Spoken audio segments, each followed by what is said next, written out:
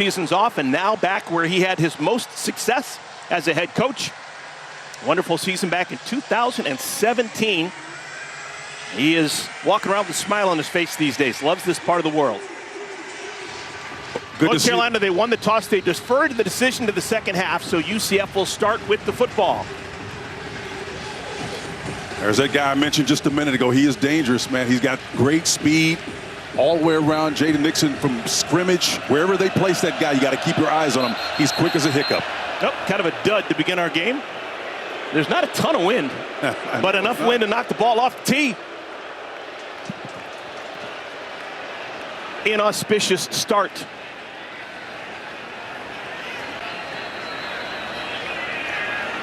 Back deep. Jaden Nixon, he's number 5. He's the dangerous man. Ajuman Adai is back with him. And Nixon will watch it sail over his head and back through the end zone. So it'll be a touchback. Ball to be taken out to the 25-yard line. UCF a perfect 2-0 on the year. They beat Jacksonville State.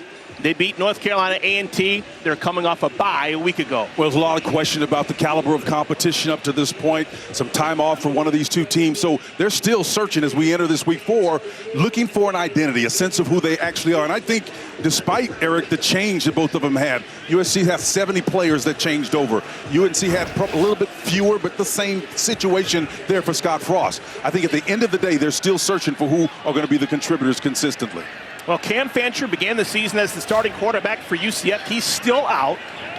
We're going to have Taven Jackson as the quarterback. He wants to throw on first down. Jackson, controlled rollout. It's complete. Nice first down catch and run. DJ Black with the catch. Let's talk about the offensive line for UCF. The biggest of linemen will be Paul Rubelt. There's no one bigger than him in the entire college football world. He's 6'11". Their guards, first name is Guard Memelar. Take a look at the backs and receivers. We already seen DJ Black. Dylan Wade is a proficient tight end. And we'll see equal amounts, Miles Montgomery and Jaden Nixon. Second down throw, incomplete. Looking for Dylan Wade, that tight end. Defensively, for the Tar Heels, they have been much better in recent weeks. Defensive coordinator Steve Belichick, the son of Bill Belichick. Guys up front, Smith Vilbert. Linebackers, Andrew Simpson leads the team in tackles. Kamari House coming over from Washington. And in the secondary, probably their best cover guy, Thaddeus Dixon, number 1, best cover corner. Well, you couldn't tell that Steve Belichick was Coach Belichick's son, could you? He walks just like him, man. Jackson dumped down wide open. That's Black with room to run. DJ Black to midfield. Boy, it's going to be so hard to stop him. Watch him working from his slot in position there. You can see him hesitate, then come back underneath. He finds a little soft spot on the underneath route, that shallow crossing route, is able to beat man coverage and get upfield for significant yardage right there. You got to keep your hands on him, man, because they will exploit you in this scheme. 21 yards on that catch and run. And the ball sparked right on the midfield stripe. They fake it to Montgomery. It's a quarterback keeper. And charging forward. Oh, that's actually Jabari Brown. Jakari Brown, the third-string quarterback, is getting some burn here on our first drive of the game. Well, the key is he's staying within what the game plan is to get command on those first downs. If you can get 5 yards, maybe just a little bit under, it looks like. If they can get that and put Carolina in those run-pass conflict scenarios, this is essentially a free down if they get at least 4 more here. Brown stays in the game. He's calling the shots. Left tackle can't do that.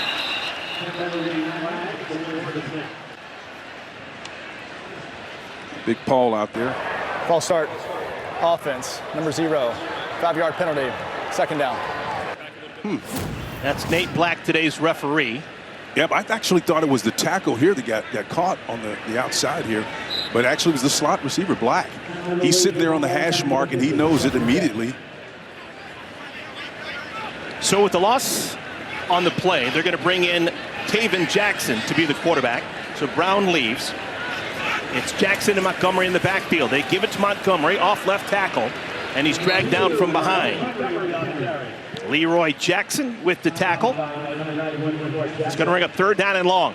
That's a positive win right there. Just 2 yards given up as you look at Steve Belichick, and he's got a front. I think his best guy up front, I think, is DeAndre Robinson, number 6. When you watch him and the way he moves and flows, the guy is very disruptive. He plays sometimes a 2-gap technique. That means he's responsible for 2 areas that frees up those guys behind him. Eric, I like his game.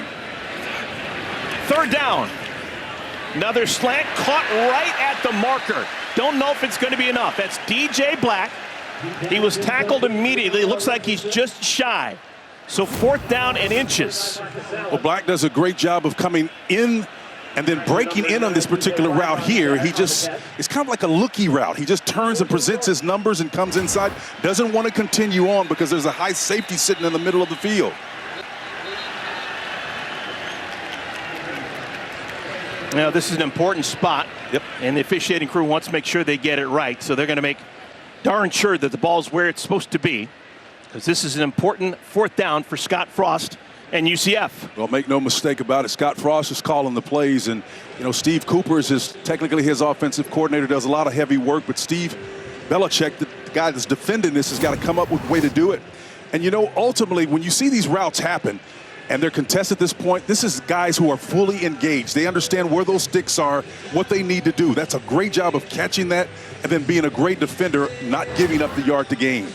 Now, weekly reminder, that yellow line you're seeing at home on your screen, that's not scientific. That's not what the officials are going by. Everything is still done on the sideline. After further review, the ruling on the field is upheld. It's 4th down. Okay. Yep. So it's 4th down and short. I think the decision's already been made by Scott Frost. He has his offense on the field. I saw a bunch of tight ends come into the game. Well, they've been scoring a lot of points, and the way they've been able to do it is to possess the ball. And this is totally consistent with what Scott Frost is wanting to do. And I think what it ultimately does, it allows them to play complementary football and keep possessions away from North Carolina. 2 tight ends in the game right now. Kylan Fox and a true freshman by the name of Caden Peening. Power formation for the Knights. Montgomery in the backfield. Keeper. And he got there. Taven Jackson used his 215 pounds to move the sticks. Well, Thaddeus Dixon, number 1, that left cornerback, did an excellent job of just defending that space and making it his own. Very, very smart, assignment-specific defense there. Bill Belichick certainly appreciates that, and Steve, the defensive coordinator, does as well. Do your job, man. That's their motto. Still haven't seen the home run hitter, Jaden Nixon, in the backfield. It's been all Montgomery. This time he is wrapped up behind the line of scrimmage. Now that's Smith Filbert on the tackle. Yep, you can see him, number 8, man. He's got that little 8 number on, but don't make no mistake about it. He's about 282, 6'6". These guys got length up front. Montgomery comes in and tries to read it, but Smith Filbert does a wonderful job of collapsing that down. The senior transfer from St. Joseph, he does a wonderful job of diagnosing and then zeroing in on the ball carrier. So it's a loss of 3, 2nd and 13. Freshman Waden Charles is the man in motion. Little dump, that's the tight end across the middle, Dylan Wade. Tackled after a gain of 6. It'll bring up 3rd down. Once again, UCF probably thinks they're in 4-down territory. They may have 2 plays to get to the marker. If you notice in that last play, you had a single high safety look. All that means is all of the 10 of the other defenders around the line of scrimmage. Why? Because it's a long down scenario, and they can deploy those guys up around the line of scrimmage and not worry about getting beat deep. Still taking time off the clock. This is the 10th play of this drive, partner. 3rd down. Play action. Jackson, ton of time, throws a strike, and it's caught down to the 22. Another catch for DJ Black. Oh, this is a late development play. DJ comes all the way underneath here, and the thing that I like about him, he just settles down in his position. He knows he's going to get hit.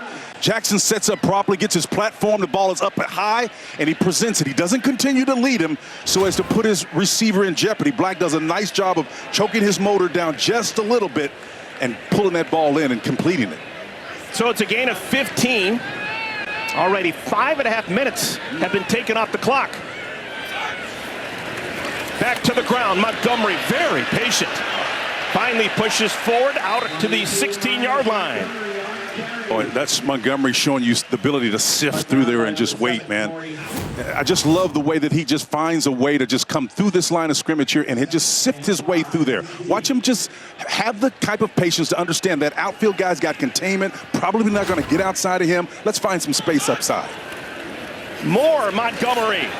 Yeah, First man fails to bring it down again. It's going to bring a third down and short. And partner, that doesn't look like it was a sexy run, but with a defender on his edge and one coming down on him, that could have easily been a loss. But instead, it's a 3-yard gain, I think, on it. He gets positive yardage on that play, and it should have been for a loss. Well, UCF, they don't want to settle for 3. They're looking for touchdowns this afternoon. Trying to keep the offense on the field. 13th play of this drive. Montgomery, no, it's going to be a keeper. Taven Jackson, touchdown! Wonderful ball handling, Taven Jackson, and results in 6. Well, Coach Belichick and I talked about option game yesterday. Just watch this particular motion here. Inside the end, crashes down, and then Taven sees that and pulls that ball out immediately. That's a classic option read. The defensive end loses containment, gets nosy with that first back through there. 13 plays, 75 yards, 6 minutes and 37 seconds eaten up off the clock. And that's the bigger story here against North Carolina, who definitely doesn't want to play from behind. Noe Ruelas. His extra point is dead on. That's how you start a game. UCF Knights, they march down the field and put it home for a touchdown. 7-0, the Knights leading the Tar Heels. North Carolina's ball when we come back. Compliments. Well, usually in the state that is dominated by the citrus industry, they cannot stand Frost. But Scott Frost would be the exception to the rule. 2017, a dream season, National Coach of the Year. They proclaimed themselves national champs. Left for greener pastures out in Nebraska. Decided maybe greener pastures aren't always better. I'm going to come back to Orlando, and they love him here. Absolutely. They treated him like the prodigal son. They killed the fatted calf, put a ring on his finger. Come on back. We'll embrace him. Hey, they left him perfect, man. He took him from 6-7 to 17 straight wins, and a lot of people think they had right to claim the national championship in that last year that he left. This wonderful coach. Loved talking to him yesterday about the crucibles of coaching and what he went through at Nebraska. It's tough to go home, Eric. You know it. You've been around this game a long time. Someone told me a long time ago, why leave someplace where they love you just to go to some place where you're not sure if they will? Good career advice, folks. Write that one down. Love it. 8:23 remaining here in our first quarter. The bounce house getting after it. You're like, what's taking so long? We should have done this a lot sooner. First all-time meeting between UCF and North Carolina. They tried to get together before several times, but always hurricanes, COVID. You got it.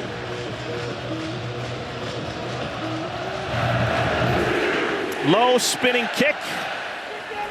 And it's fielded by the up back at the 10-yard line. So the Tar Heels will start with the football. That was backup running back Davion Gauze with the return. All right, here's Gio Lopez, the southpaw from Madison, Alabama. This will be his 4th start as a Tar Heel. Yeah, well, Freddie Kitchens has got to work with this southpaw, and I know Coach Belichick has never, ever in his illustrious career, this guy's the all-time winningest coach percentage-wise in NFL history, and has never worked with the lefty. And we asked him the question, what materially is different? He says, not a whole lot. Maybe the ball comes out in an understated way. There's a whole lot of change, but believe me, anybody that's ready to deal with that, Belichick is. True freshman Damon June. He wears number 35. He's next to Lopez. Jailbreak. They get it out to June. Nice. And June makes the first man miss, and he's just able to get back to the line of scrimmage. Lewis Carter makes the tackle. Let's take a look at the offensive starters for the Tar Heels. Big story at left tackle. Austin Blaskey, his first start of the year. He was the starting center a year ago, hadn't been healthy the first couple of weeks. We're going to see a lot of June. Jordan Shipkid out of Charlotte, they love. Chris Culliver. And the 2 tight ends, a lot of game time for Jordan Owens and Jake Johnson. We're told that Connor Cox not expected to play. And the guy you just mentioned, Lewis Carter, number 20, the Mike linebacker, you're going to see a lot of him. Believe me, a nice back made that first guy miss, but it was Lewis Carter on the stop. Here's June from the backfield. And so far, so good for the UCF defense. Now, the strength of this defense, coordinated by Alex Grinch, would be that front wall. They play a 4-3, and they've got some real big fellas up front. Yep, and there's another guy, man, who's been enjoying a bit of a renaissance, having left USC, and then, of course, had a stop along the way in between time. But, man, he had a bad experience at USC. Took a little break off, had some time, reclamated his life. He's got a bounce in his step in practice. Really looks good. Good for Alex. Movement on that line. It's defense that went off. Trying to take advantage of a free play. It's picked off. Wow. It's picked off by Antoine Jackson heading to the house. We'll see if it stands up. There are multiple flags on the field, but for now, it's a touchdown for the Knights.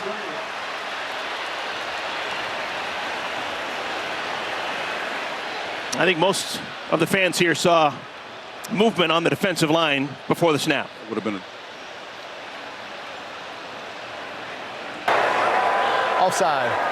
Defense, number 55. 5-yard penalty. 3rd down. Yeah, when you're John Walker and 324 pounds and you go offsides, people notice. Yeah, big guy is up front, and again, he's the only one with his hand down, right? You can see him there in front over the nose tackle. He just kind of didn't hold his water, man. You know, you really stand out when you're running this particular scheme. If you're not engaged and understand what your assignment is, and it's a shame because they had North Carolina in a bind on 2 major stops on the 1st and 2nd down. So it's now 3rd down and shorter. It's 3rd down and 5. Lopez spits it out. It's caught by Jordan Shipp, and Shipp breaks a tackle to get a 1st down.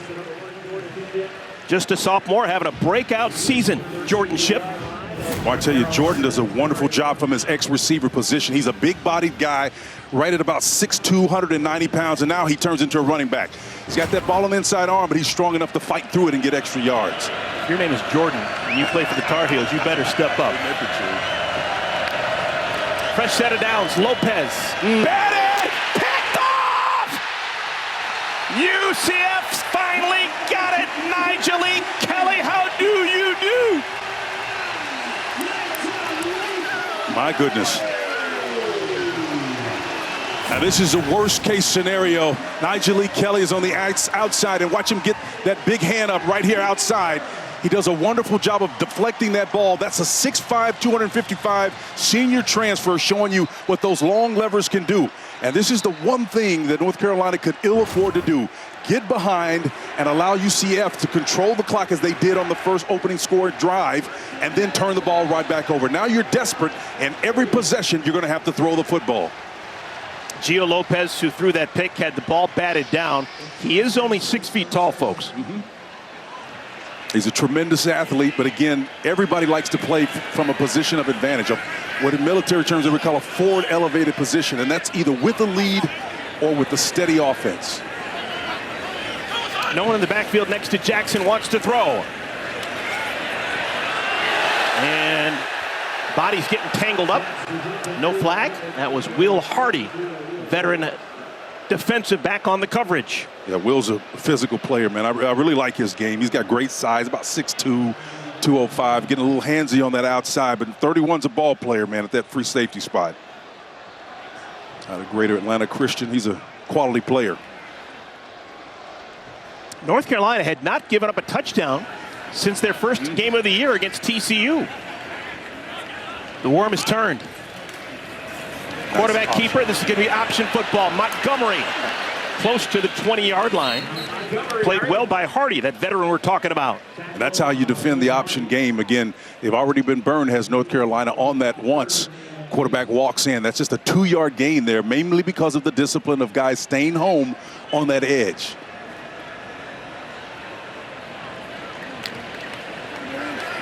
This is the first quarter that's been dominated by the locals. Wayne Thomas checks into the game. They put him in motion. And now Dylan Wade goes in motion the other way. Little pop pass inside to Thomas. Thomas's first touch of the game. It'll bring up 3rd down. That was a great little executed play, a little nuance, a little stutter mesh ride, and then get those defensive linemen in an indecisive position. They don't know what to do, man, and the option game has obviously confused them to this point. Scored on another one. It is 4th down, folks. 4th down. So a field goal opportunity, 36 yards. Noah Ruelas. Ruelas 3 for 4 in the year. His longest is right here, 36 yards. What a wonderful start for the home team. The UCF Knights have had the ball twice. They put 10 points on the board. They have already turned over the Tar Heels once. Turnover leads to 3, 10-0, UCF. T-Mobile has the best network. That's why there's no better place. Sponsored by Progressive. We are here in Orlando, Florida, on the campus of UCF, where they started playing football in 1979. First year of FBS football, 1996. And partner, they sure seem to have a good thing going right now. They really do. And I was scratching my head, wondering exactly what to make of the efficiency of this UCF offense. And I'll tell you, that 68 points they scored last week, just 56 plays, they haven't had a hiccup yet today. They continue against the ratcheted up competition. So far, this looks like it's not gilded. This is real gold. Ball bounces in the end zone, and it'll be a touchback. So a second chance to make a first impression for Gio Lopez and the North Carolina Tar Heel offense. Well, the question, partner, is will he operate with confidence and with command despite the interception, despite the lack of positive plays? We will see if the lefty can endure it. That's the challenge right now. He's never been just spot on as a passer, completing only 58% of his throws on the year. That's a low number in this day and age. Yeah, well, what Freddie Kitchens is basically doing, he's an extension of whatever Bill Belichick has done. He's not going to put the onus. He's going to allow the system and the structure of the offense to help the young quarterback out. But again, when you're behind, you've got to throw the football. Tight end Jake Johnson in motion. June tries the middle of the line. Nothing there. Yeah, and I'm just telling you, partner, that's a 2-yard gain. And the reason why it is because you got a single high safety. Everybody's around the line of scrimmage. Why? Because you got a 10-point lead. They're going to take a chance. They're willing to do that. I mean, football is a great game simply because when you're in a position of confidence, you'll take more chances. You got room to spare. Alex Grinch's stop unit is doing a wonderful job of populating the line of scrimmage. When those white jerseys get up there, look how many black jerseys are right around them immediately. Alex Grinch was talking all week long about disruption and production. Two keys to his defense. They've been quite disruptive so far in our first quarter. Crossing the middle, underneath, short of the line to gain. The catch is made. Helmet comes off with Jordan Owens. He'll have to leave the game. Gain of 5. It'll bring up 3rd down. And again, just look at the relative proximity of distance of the players in the black jerseys. After the white jersey catches the ball, how fast does it take, or how little time does it take for those black jerseys to populate? That tells me something about the makeup of your team. With Owens out of the game, he's replaced at tight end by Jake Johnson. He's in the slot right side. 3rd down. There's pressure from the outside. Lopez flushed, in trouble, and he goes down. Sacked by Sincere Edwards. Well, Sincere, number 10, was certainly sincere about this as he comes screaming off the edge with pressure from the outside. He had help on the opposite side of him. And I think that the combination of pressure from both sides caused the creation of a kind of like an accordion effect where he now has to take his eyes off downfield, and the outside pressure caused him to blink. Tom McGinnis will punt it away. First time we've seen Tom in our ball game. Antoine Jackson's back deep for the Knights. McGinnis's kick high, end over end. Fair catch called for and made by Jackson. 48-yard punt, and UCF will have the football for the 3rd time already with a 10-point stiff arm on the Tar Heels.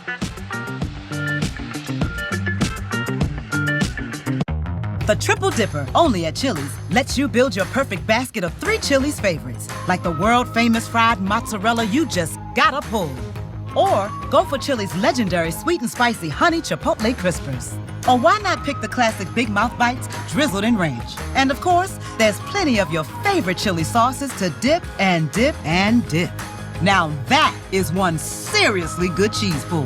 The Chili's Triple Dipper. Taste what all the hype's about. And Doug. Imagine if we could tell everyone here that Liberty Mutual customizes car insurance to save people hundreds. Leave him! It's a mascot! Oh, what's this? A fan has run out onto the field and he's not wearing pants. Do birds need pants? Leave him! And the control room censored it. And certainly Gio Lopez has had to throw out a necessity. He's just 3 of 4 for 13 yards and an interception. And then ultimately, as far as grounding those two runners that we talked about, Jaden Dixon and Miles Montgomery, hadn't had to do it. The receivers have been doing the work, and they're reverse things and using the pass to open up the run. Jaden Nixon's actually on the field now. They fake to him and throw it to Marcus Burke, and the pass is incomplete. Yeah, and I think the beautiful thing about what we've seen in terms of being able to flip that script, we talk about balance. Balance is not running an equal or throwing an equal amount of times. It's doing what you have and must do at that particular time. And right now, UCF has said, hey, look, we know we've got these great backs, but we also got some receivers. Pick and choose. Here's the explosive Nixon, his first touch. He's across the 40, picks up 7 yards. 3rd down and 3, Andrew Simpson with a tackle. Yeah, pardon me. This is just an extension of the run game right here, right? It's a high percentage little swing play, getting it out to the backs where they can see everything out in front of them and they become a running back beyond the numbers. This is just a well thought out master plan against this defense. 3rd down and 3. Closing into the final 2 minutes of our first quarter. A short motion here.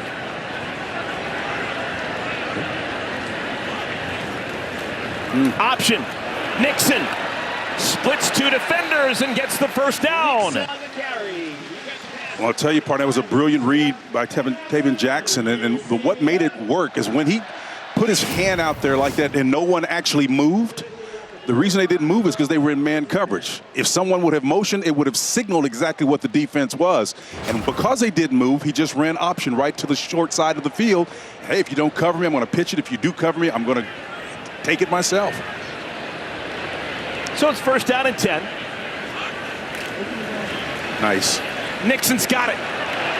Nixon, another 1st down inside the 50 to the 42.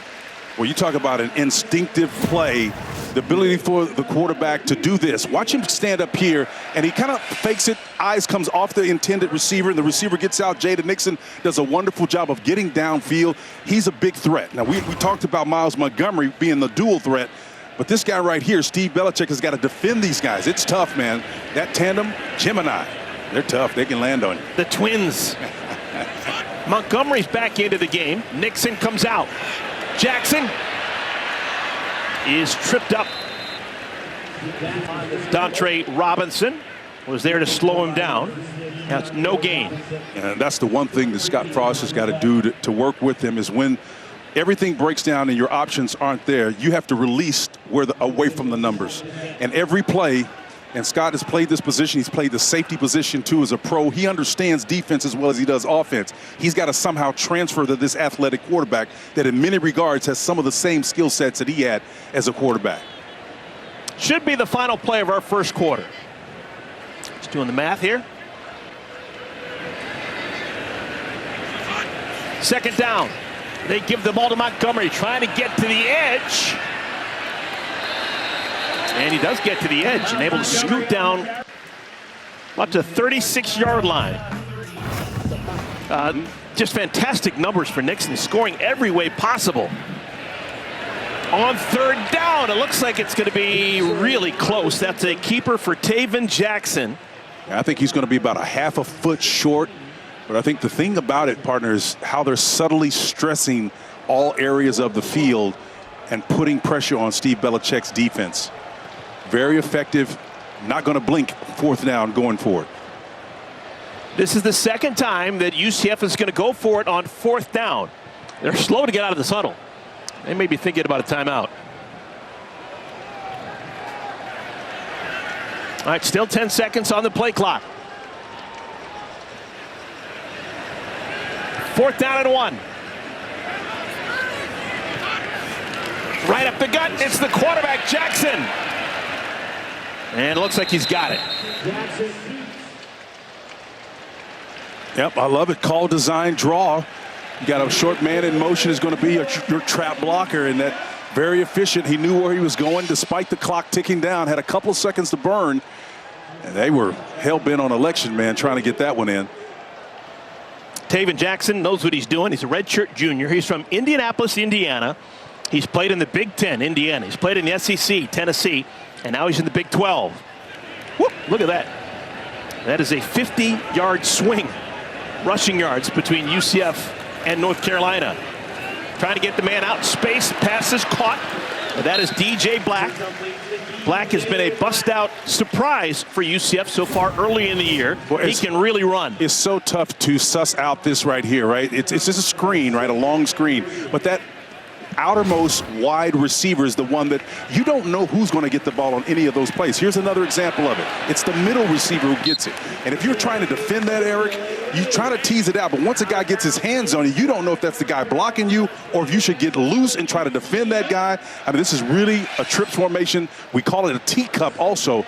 Very tough to defend. Teacup. You got it. Now, Steve Belichick last year was in the college ranks.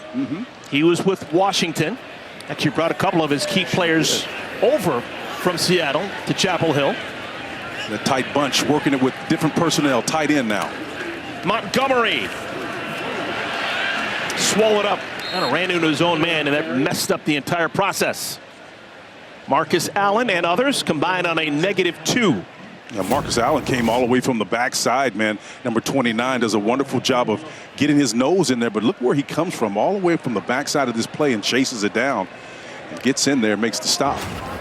Great defense. Marcus Allen, the tailback, top 10 runner of all time, maybe? Man, he's got to be top 10. I mean, that's easy right there. That's an easy call.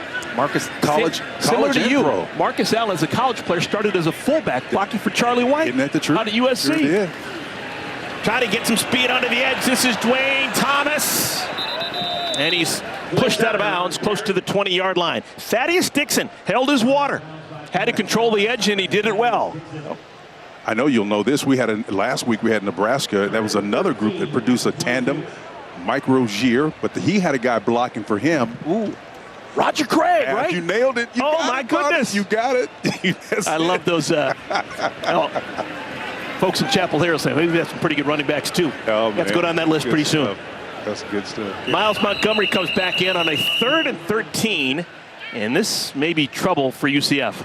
Ball start, offense, number 52, 5-yard penalty, 3rd down. That's the center, Carter Miller. Well, that's the first bit of inefficiency we haven't seen from this group. Otherwise, they've been really flawless up front. You know, Carter's that center, and he's the guy that dillies out all the calls up front and makes sure everybody's in position. Mimlar and company, that's a wonderful group to kind of just watch them. They got a podcast that they do, and Miles Montgomery was leading the one last time. They kind of rotated, and they, you know, Mimlar fashions himself as an angler, a fisher, man. They were giving each other grief, man. It was just fantastic to watch.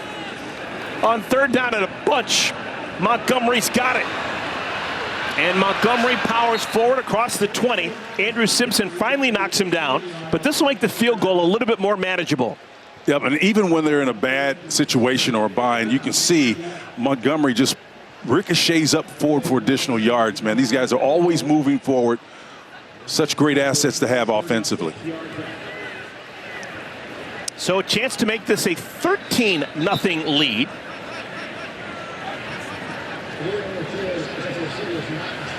We're making the catch. That play is under further review. Okay, when Montgomery caught the ball, he was close to the ground, but the call on the field was play on. So that's what's going to be looked at. It should be a fairly easy review. I like the fact that they let it play on to begin with and then decided to determine whether or not it was just later.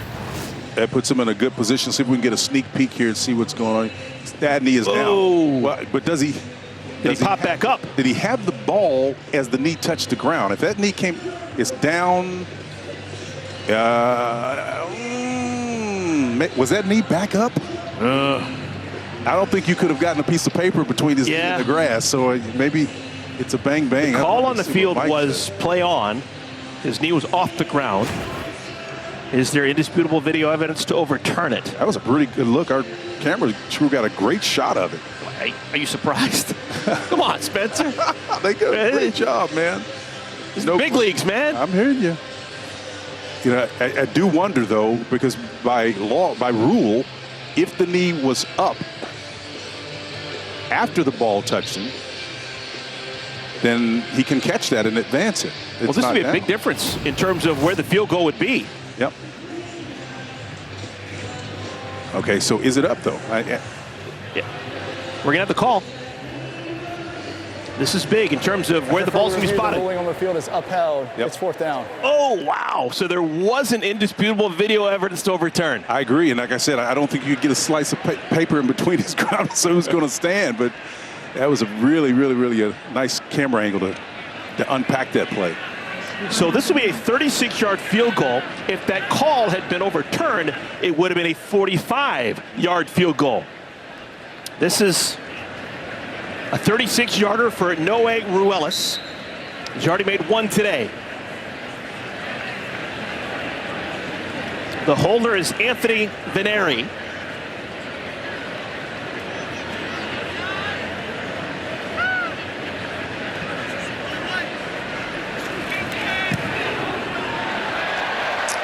Look at this. 13-0. How about these UCF Knights? They've come to play.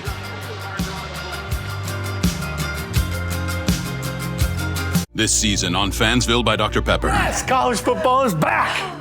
Our lives finally have meaning again. After a really long offseason. Look, our QB's on the draft slide. Whoa! Oh, he's going. To where? Not where he expected. Everything will be questioned. What is this place? Don't they know it's Saturday? Everything. College football is changing. The Dr. Pepper flavors, too. It's all connected.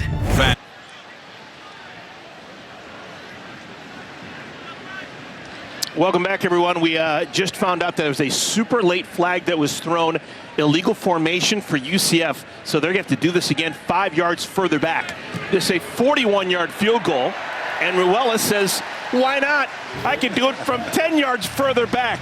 This guy's got a golden toe. His longest field goal of the year now, 41 yards. And there is your score, 13-0 UCF.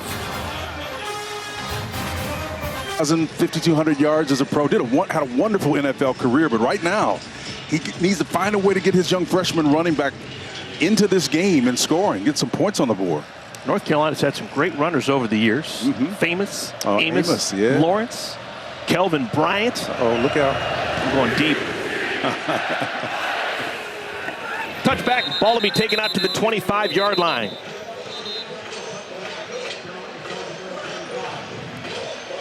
Well, narratives emerge, and to me, the biggest narrative is the time of possession factor, partner. UCF, 15 minutes and 47 seconds to UNC's 4 minutes and 10 seconds, right? That's a threefold increase. And the stat coming in that was a concern for me, Phil was tracking it, our stats guy for me. I said, man, watch the time of possession, watch that factor, because UNC has been on the negative side of that in all 3 of their games so far this season. So it doesn't really matter who you're playing and what the outcome is. They have not possessed the ball. Design rollout for Lopez. Keeps it. Dives across the 30 to the 31. Gain of 6 for Gio Lopez, redshirt sophomore. Last year this time, he was playing at South Alabama. Yeah, and nobody wants, if you're Freddie Kitchens, the offensive coordinator, you don't want your quarterback exposed like in that way. But if he's already thrown an interception, then what do? You want to be conservative. You want to get some lateral things going. But, it's just really tough, man. That's the reason why you need that running back to take some of the pressure off of him. Benjamin Hall is going to get an opportunity. Number 28 in the backfield next to Lopez. That's safe. Pass out in space. This is Shenard Clower. That is his first collegiate catch. Clower is 5'9", 165 pounds from Lakeland, Florida, getting some burn right here. And I like what Kitchens does on this play. It's basically an extension of the run game. Get the ball out. It's high percentage. The receiver can see what's happening in front of him. No threat of imminent defender, so you're not going to lose the ball. He's got the ball properly seated. I like that. Net for 11-yard gain. And that's the longest play of the day for North Carolina. Hall, hard to bring down, gets to the 45-yard line. And I don't care what iteration it is, when you got a Scott Frost offense that's actually working, you don't want to try to play trade possessions with them or trade points. You're going to lose that battle. I mean, even though they not necessarily want to go, pace and tempo is a tactical advantage. They're just so efficient with the ball. I mean, 56 plays, 68 points scored last time out. That's pretty strong, man. Hall remains in the game next to Lopez. Hall's got it. Close to midfield. It'll bring up 3rd down and short. Lewis Carter on the tackle. That's a great effort by Lewis Carter. We saw him in his Mike position. Second play from scrimmage today. Make a great play. He's showing you again. He roams that middle inside like few do it. He's a load at 224, man, 6 foot. Hall bursts forward for the first down. Love that trap block. I love that play right there. That's Bill Belichick football right there now, man. Got it, whether it's a tight end or a guard, you got a guy that's willing to stick his nose in there against a big defensive interior lineman. That's big-time football right there. So quickly back to the line. Lopez throws a dart, and it's caught. It's Jordan Sept. Second catch of the day for the kid out of Charlotte. And I'll tell you, I'm more impressed with the shot that Lopez took. I mean, he had a big guy bearing down on him. Again here, that was R.J. Jackson that hits him, just nails him, man, on the back end after the reception is made. That's strong. 24 yards net on that one. Hall again. This time he's grabbed around the ankles. Philip Dunham. 2nd down. This is by far the most promising drive of the afternoon for North Carolina. Well, if it can be adjusted to, believe me, this particular coaching staff with so much experience on a lot of the NFL, they're going to find a way to be effective offensively.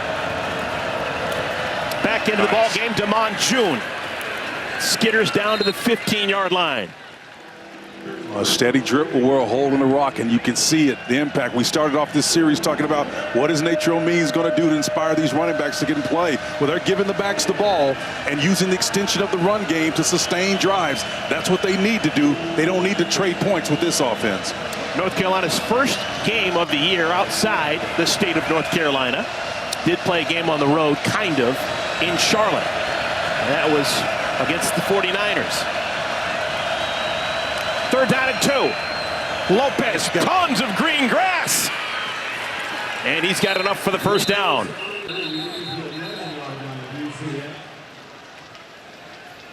Well, I thought he had the post corner route in the back, but he saw something else and pulled this ball down. And I think part of it, the fact is he was a southpaw. I thought he would see that corner post route because he's facing that direction.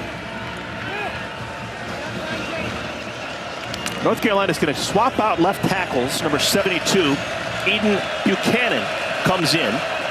He's played a lot so far this year, but he's replacing Austin Blaskis, whose helmet just came off.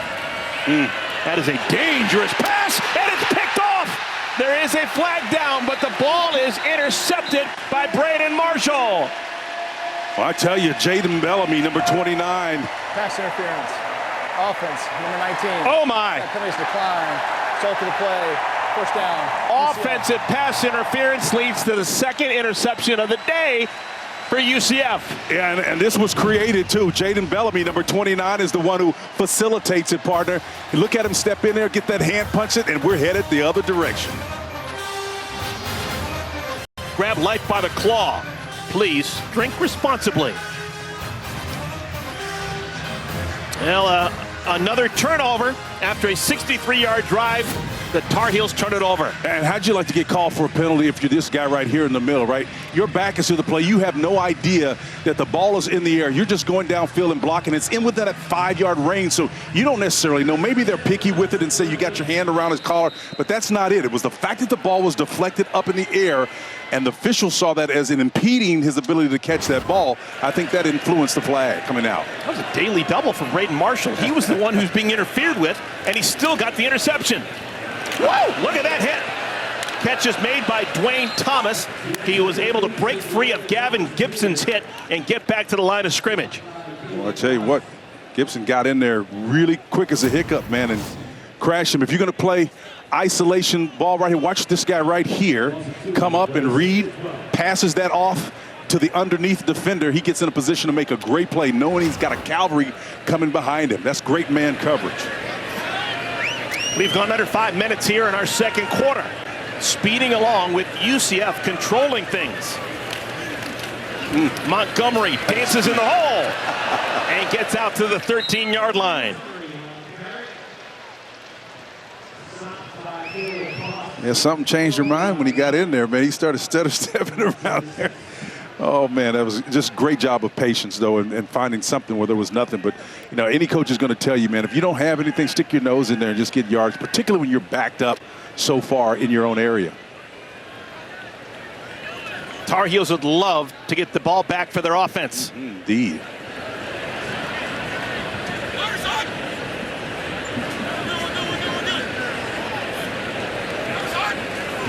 Four-man rush. Jackson. He can run for it. And he's got the first down. He extends the ball past the marker. Oh, they gave him a bad spot. Yeah, he did. I think that right foot kind of split right over the outside, and he's going to maybe come up a foot and a half short. They gave him a bad spot. Wow. He was holding that ball out, but I guess he stepped out of bounds. Well, to be even in a position to make that play was great because he read man coverage. You can see that hand. Oh, he was out of bounds before he extended it with the right arm. I think, yeah, his left foot, man, is out of bounds right now. And then he sticks the ball out. Yeah, he's got to be mindful of that. That's a mistake on the quarterback.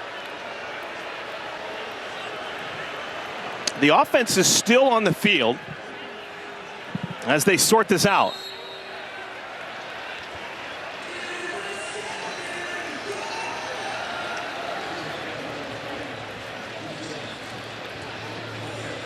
All right, so UCF, they call the timeout. Now they'll punt it away. Well, coming up next on Fox, we've got a battle in the Big 12 as Jordan Tyson and Arizona State going to take on the Baylor Bears. Then tonight at 11 Eastern time, it's Michigan State, USC, right here on Fox. Sick 'em. The Baylor Bears. Looking good.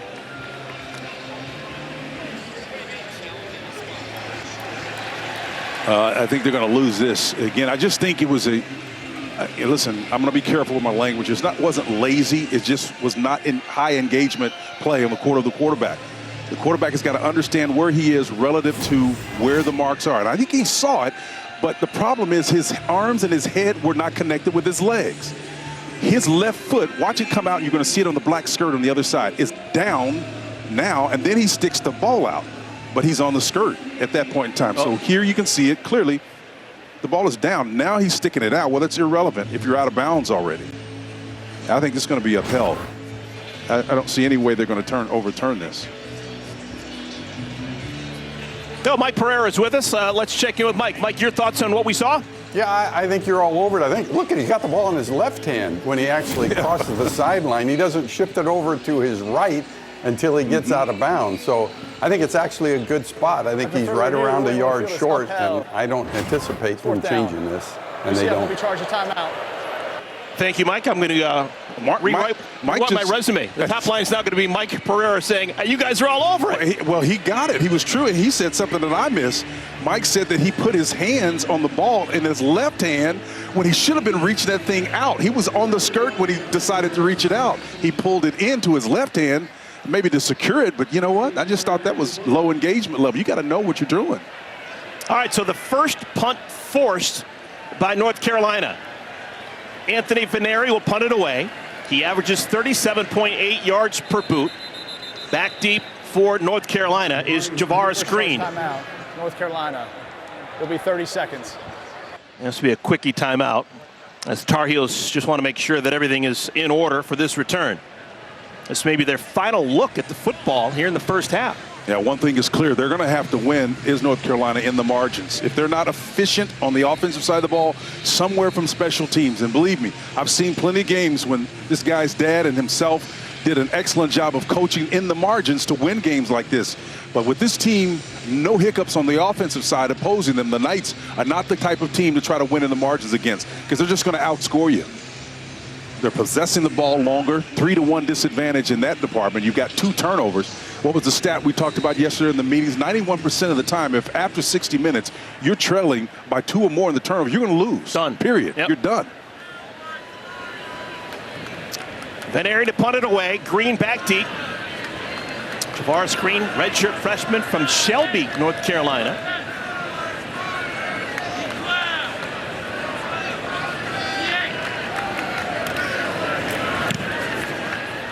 Low kick. Green's got it. Nice. And Green to midfield. So this will be excellent starting field position for the Tar Heels. Maybe their final touch of the football here in our first half. They need something to work. They say that Gio Lopez throws the catchable ball. I believe it. He's thrown 7 passes. Every pass has been caught by either a Tar Heel or a Knight. Right. Well, that's one way of spinning it. The difficult truth is ultimately his competition is throwing it at an 80% clip right now, and they have shown no signs of weakness in their offensive scheme. Tar Heels have it, down 13-0. Nice pitch and catch. Chris Culliver with the grab. That's a good start to the drive. That's a great start. Again, a nice little 15-yard catch there and on an over route. I love the fact that you're getting them out of the pocket, right? You're going to come across the formation underneath, and when you get a guy that's able to come across the formation this way and then read it as man, what that means is there is a guy in his hip pocket, so he's going to continue on with his route. If the ball is placed in front of him, he can catch it on the run, and the chances of him making additional yards goes up exponentially. Great pitch and catch. First down. June moves into the backfield, now moves out into space. Lopez. Nope. Had to get rid of it faster than he wanted to. The pressure was on. Well, the pressure was on, and I think the thing you got to do is you still got to keep coming, right? If you're Culliver, the Z receiver, number 3, you got to keep coming on. Again, that's man coverage. You got pressure in your face. The quarterback knows that Lopez has been under duress all evening long. When you have man coverage, you have got to read the same thing that the quarterback reads. Part of you and I had this conversation last night. It's like history, man. You got to see it through the same lens. If you don't read man and the receiver doesn't read man, you're going to have a play that's not executed well. Second down at 10. June's got it. Full head of steam. And he gets down to the 22. Runs into Damari Henderson, but not before a gain of 13. I'll tell you right there now. He put everybody in his hip pocket. Big 35. He's rolling, man. He sees that. It's like an old Fox 2 run is what we used to call that play. Slide over and just let that guy's man block up in front of you. He got tagged there on the back end of it. Those guys are playing for real now. We have made it to the 2-minute timeout. North Carolina showing a pulse. There's your song. There's your song, Aaron. Oh, yeah. All right, we'll be dancing a bit, folks. We'll be back for the final 2 minutes of our first half in just a moment.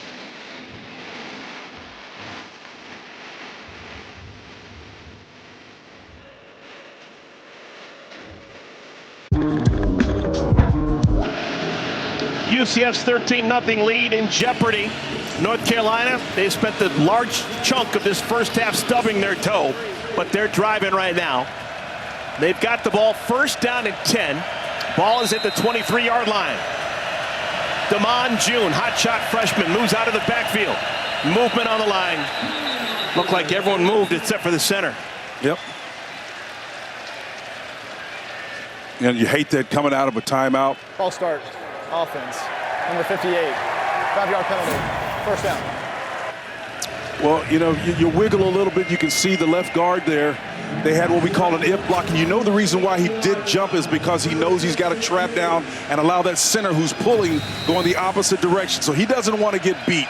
So he starts leaning a little bit before he should and then just doesn't hold his water. Bill Belichick and his staff, that's the first penalty against North Carolina that has been accepted. First accepted penalty. They put Ship in motion. Lopez. Lewis Carter on the stop. I'll tell you, he's a baller, man. That Lewis Carter is a baller big time. You know, he knows he's out there and he's got that quarterback. They're not necessarily spying him, but number 20 has the quarterback. He sees it and diagnoses it immediately and comes underneath that faux block on him and just gets a shoestring tackle on him. But, man, he knows if he doesn't make that play because of the scheme,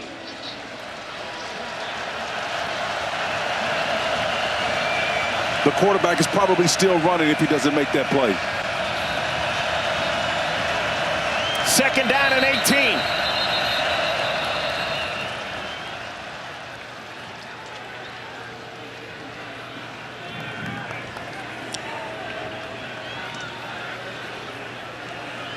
Please reset the game clock to 1 minute, 32 seconds.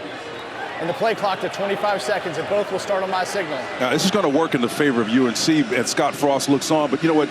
It's that kind of staccato start and stop that affects the execution.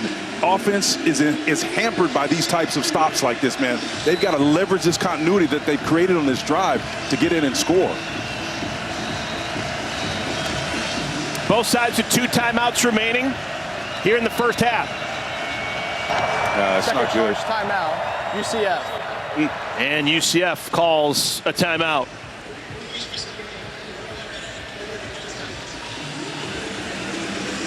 Scott clearly didn't like what he saw, and Bill Belichick is probably not as put off by this one because he can't control it. But again, when you have the continuity that they appear to have generated on this drive, the last thing you want to do is stop that momentum.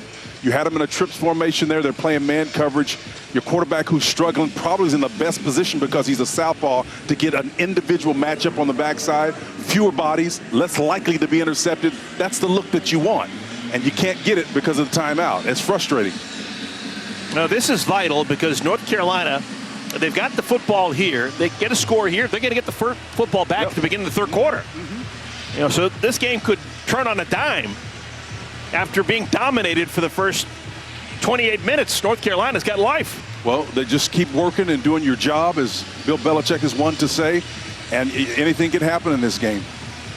And Scott Frost certainly knows that, and that's why he needs to score as many points as possible. Now, tomorrow, a Fox NFL doubleheader starts with a rematch of last year's playoff classic between the Rams and the Eagles, or other regional action. And then it's America's Game of the Week as Dak and the Cowboys take on Caleb Williams and the Bears, or the Cardinals-Niners. Check local listings for the games in your area, only on Fox.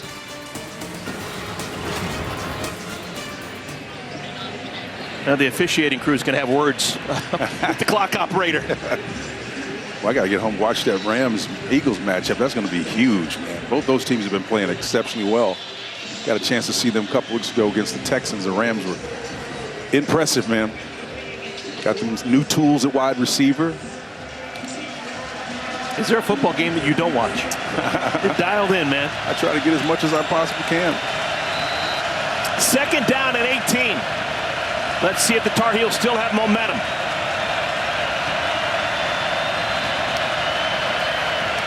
Inside run, this is June.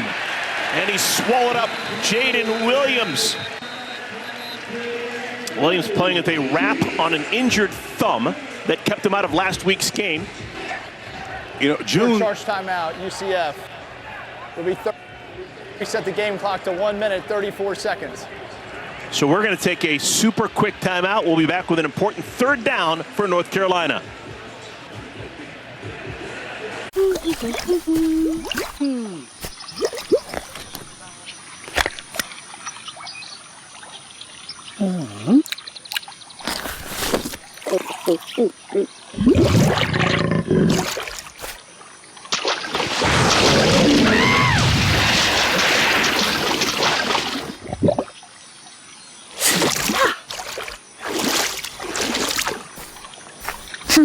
Red Bull gives you wings. Well, after speeding through the first quarter and 3 quarters, the last 2.5 minutes of our second quarter has slowed to a crawl. Both sides using timeouts. We've had official timeouts. But this is going to be an important third down now. UCF pitching a shutout against North Carolina, but they're backed up. It'll be third down and 14. What's the thought process if you're North Carolina? Just try and get a little bit and kick a field goal? 4-play territory, or do you try and get all 14 right here? You got to get points however you do it, and what you want to do is lay the groundwork or plant the seeds to reverse the thinking. You've been playing lesser opponents. You've been dominant. That's what you're supposed to do. But when you make the step up and you're playing UCF, a team with established coaches, one who's had success here before, psychologically, you've got to get a touchdown. You have to have a touchdown. Isolation, get that quarterback in the open field. I wouldn't have a problem if I'm Freddie Kitchen, the coordinator, throwing the football, but I would do it either on the short side of the field with man coverage. They had the formation a minute ago, but then UCF called a timeout, and that frustrated them. So again, it's about getting the matchup and the look that you want. There's a chess game going on right now. Well, while we have a quick moment, let's send it out to LA and get a preview of halftime from Mike Hill. Coming up on the State Farm Halftime, Texas Tech and Utah in a battle for Big 12 supremacy. Could Jackson Arnold lead Auburn to an upset in Norman against his old team? Plus, see how Michigan and Bryce Underwood are performing at Nebraska. We got it all at the half. Eric and Spencer, we'll see you then. Best team money can buy. Texas Tech. So it's third down at 14. It has been sunny, temperatures in the mid-80s. I don't know why, but UCF chose to wear their black tops. I wonder about that, but I guess they know better than we do. Look at the time of possession. Scott Frost's team has been out there in that baking sun for a large portion of our first half. That's a pretty nice distinction. BYU and UCF, the only two FBS teams with 0 points allowed. Now, if you go for the post corner here, partner, on this side of the field, the right side, you got to be careful not to take that over route too far, because right about the 10-yard line, you're going to start getting into a shaded area. And the receivers have a tough time spotting the ball and IDing it once it crosses into that from light to that darker area. Third down at 14. Jordan Shipp, #1. He's the big play guy for the Tar Heels. He's going to be lower portion of your screen in the slot.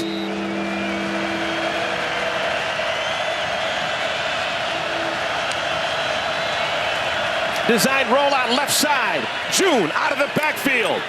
That is a short gain. Short gain. It'll bring up fourth down and probably 9. Yeah, and the kicking team will come on. I like the decision to do that. Again, the fact that you had your back out there going to the wide side of the field, that makes sense. I, for a moment, thought they were going to try to throw the deep ball. Now you can see the entire field is covered. We got cloud cover now. But it would have been problematic to throw from light to dark. I think it was a good decision.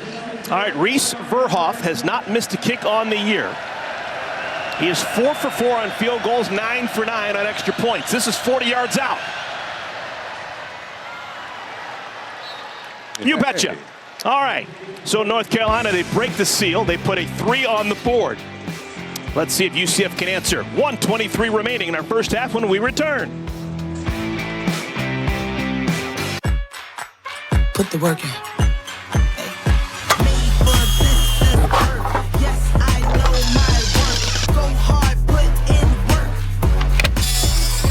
Mommy, I have to go potty. You gotta do it for yourself. Oh. I heard you looking for results. So, what's next? Craftsman. What you build, builds you. Put the work in. 83 seconds remaining here in our first half. North Carolina has been dominated in our first half, but they're only down 10.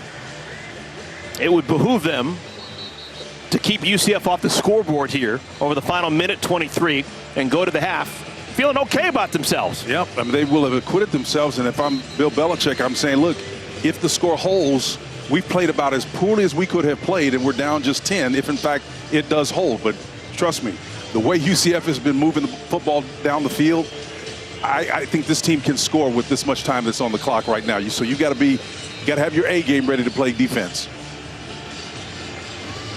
North Carolina has 2 timeouts.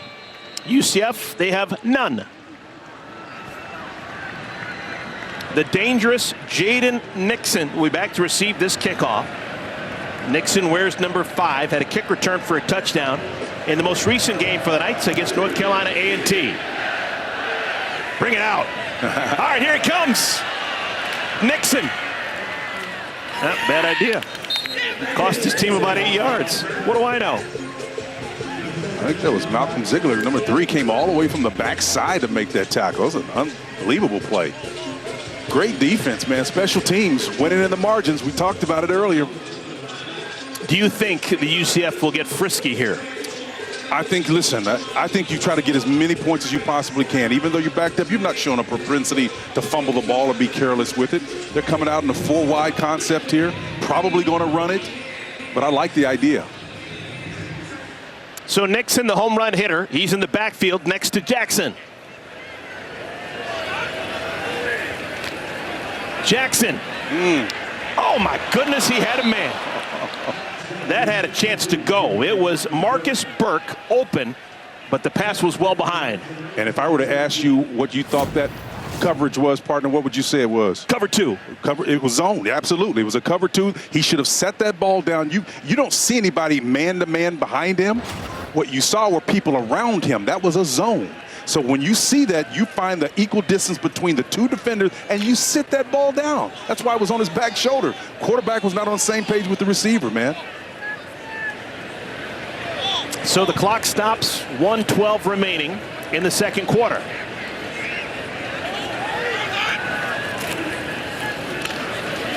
Probing, Nixon, there's a flag down. This could really stop the drive for the Knights if this is against them.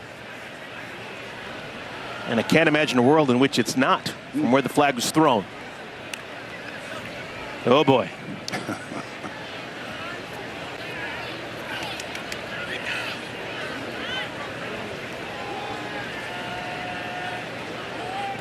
Legal formation, offense. More than 4 players are lined in the backfield of the snap. 5-yard penalty. It's second down. As the offended team, North Carolina has elected for the game clock to start on the snap. Wow. That's the second time we've seen the Knights line up incorrectly. Yeah, that changes everything. Now you got to get off the field now, get in at halftime, and make some adjustments, and come back and play. They're not ready to go down the field here. Well, if they choose to just run the ball, North Carolina can call timeout. Wow. Jackson, the pump fake, able to escape pressure. A flag comes in super late. Jackson goes down. This should be a third down, but there's a flag, and it's going to go against North Carolina. I don't know how Jackson got out of this. I thought Tyler Thompson, the right defensive end, had him dead to rights. Holding. Defense, number 1. 10-yard penalty added to the end of the play. Automatic first down. Oh, Thaddeus Dixon. Their best cover corner. Wow. Used those hands too much. And it's just unfortunate, too, because 92 and 40, C.J. Mims and Tyler Thompson did an incredible job of shutting down the quarterback until he slipped out. So new life for the Knights. Quick hitter across the middle, close to the line to gain. Tight end Kylan Fox, gain of 11. I'll tell you what, 48 seconds is an eternity, partner. Clock stops temporarily. Now it's moving again.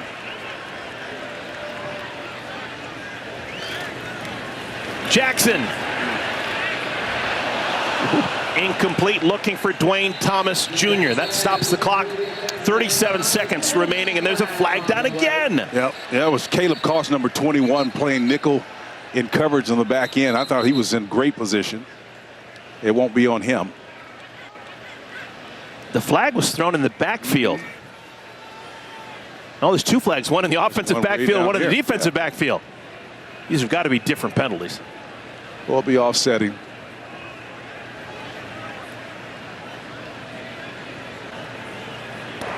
There are 2 fouls in the play, 1 by each team. Holding. Defense, number 9. Correction, number 29. Personal foul, roughing the passer. Defense. Well, both those penalties against the defense. 15-yard penalty. Okay, so clearly they're going to take the roughing the passer. Both those falls were against the defense. Did I hear him? Holding. Defense, that penalty is declined. Personal foul, roughing the passer. Number 9, that 15-yard penalty will be enforced. First down. Okay, wow. So they get it right the second time. Both penalties against North Carolina, and this one will be taken. Yeah, this is the roughing here. A nice little tap to the head, and that's what got him. That was the right defensive end that nailed him. The best I could see from that angle. Dylan Wade keeps the good vibes flowing. That's another first down for UCF.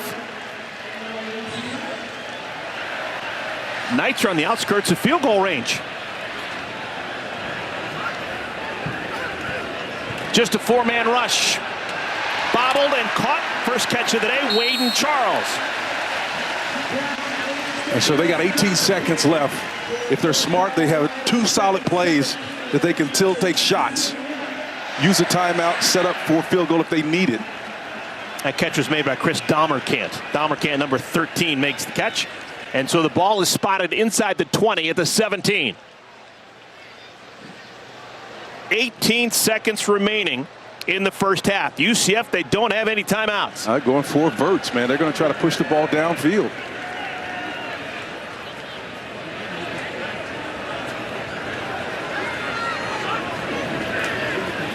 Nice. To the end zone, wide open, touchdown, Kylan Fox. Wow. What a drive for UCF.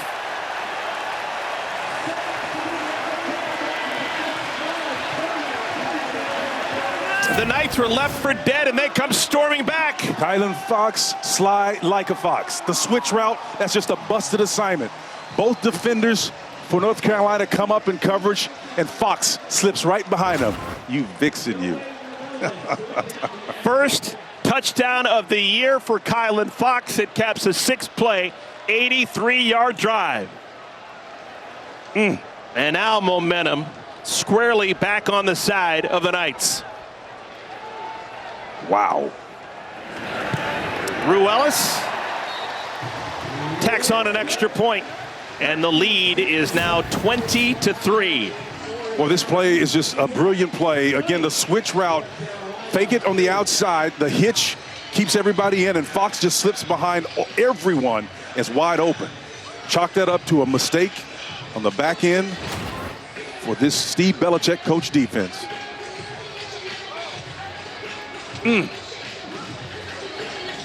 Wow. So UCF answers the field goal by the Tar Heels with a touchdown on the other end, and they take virtually all the time off the clock. There's no chance that North Carolina can really do anything with 13 seconds remaining in the quarter. You don't have any motive that you want to do. They can't duplicate what what Central Florida just did on that play. They can't do that. That's not who they are. That's not what they do. That's not their offensive scheme.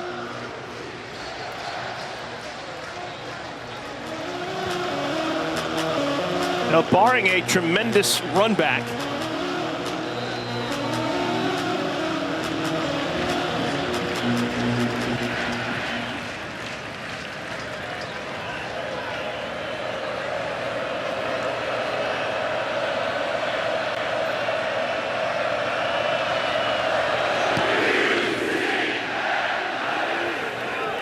through the back of the end zone. And now North Carolina, you would imagine, would just come out and take a knee. That would be the wise decision. Get back in, recalibrate. Tar Heels have already lost once this year to a Big 12 team. Yep. Opener against TCU in Chapel Hill was a bludgeoning. Tar Heels started out strong, but then TCU just smoked them. Back-to-back wins at Charlotte and against Richmond, and the Tar Heels feeling better about themselves. But today, back to square one. I don't think they've ever beaten a Big 12 team, though. No. There's the knee, and both sides will head to the locker room. North Carolina, a little bit of silver lining. They will receive the kick to start the second half, but they'll be down 17 points. 20-3. How about those Knights? UCF leads. Well, a bit of good news for UNC. They get the ball first to begin our third quarter. And for those wondering, Gio Lopez still in at quarterback. Other option, Max Johnson, who started a whole bunch. A lot of playing experience at both LSU and Texas A&M. But he is not in the game. It's Gio Lopez trying to dig the Tar Heels out of this hole. Well, you don't want to bury his confidence, and that's important, right? He's a great quarterback. He's going to get great potential, upside, and all of that. And in this era that we're in now, you want to give these guys a sense that they can compete and grow. You don't want them shifting and getting out of here on you, getting their dauber down and disappointed. Benjamin Hall, who played a whole bunch of that second quarter, remains in the game. They give it to Hall. And Hall is gang tackled. Cole Kozlowski and others tackle him after a gain of 3. Kelly's in there as well. And I'll tell you, just watching these edge rushes, we knew that they were long, and we knew that Alex Grinch had got them playing at a high level. But just watch throughout the course of this second half, 51 and number 9, Kelly and then Lawrence on the backside and on either respective sides, how well they set the edge and not allow people to get outside of them, and then how they play the run. These guys are both totally complete players. Bill Belichick telling us yesterday he thought that both guys, Malachi Lawrence and Nigel Kelly, are NFL-type players. And that means something. Nice. In space, they get it to Shenard Clower. True freshman playing his first college game. Had 1 catch in the first half. Has a catch for 3 yards here in our third quarter. You see that guy, number 20. He's around the ball a lot. That was Lewis Carter playing that Mike position. He got in there and made another play. They're flying around on defense now. Important third down and 4. Tar Heels do not want to give the ball back.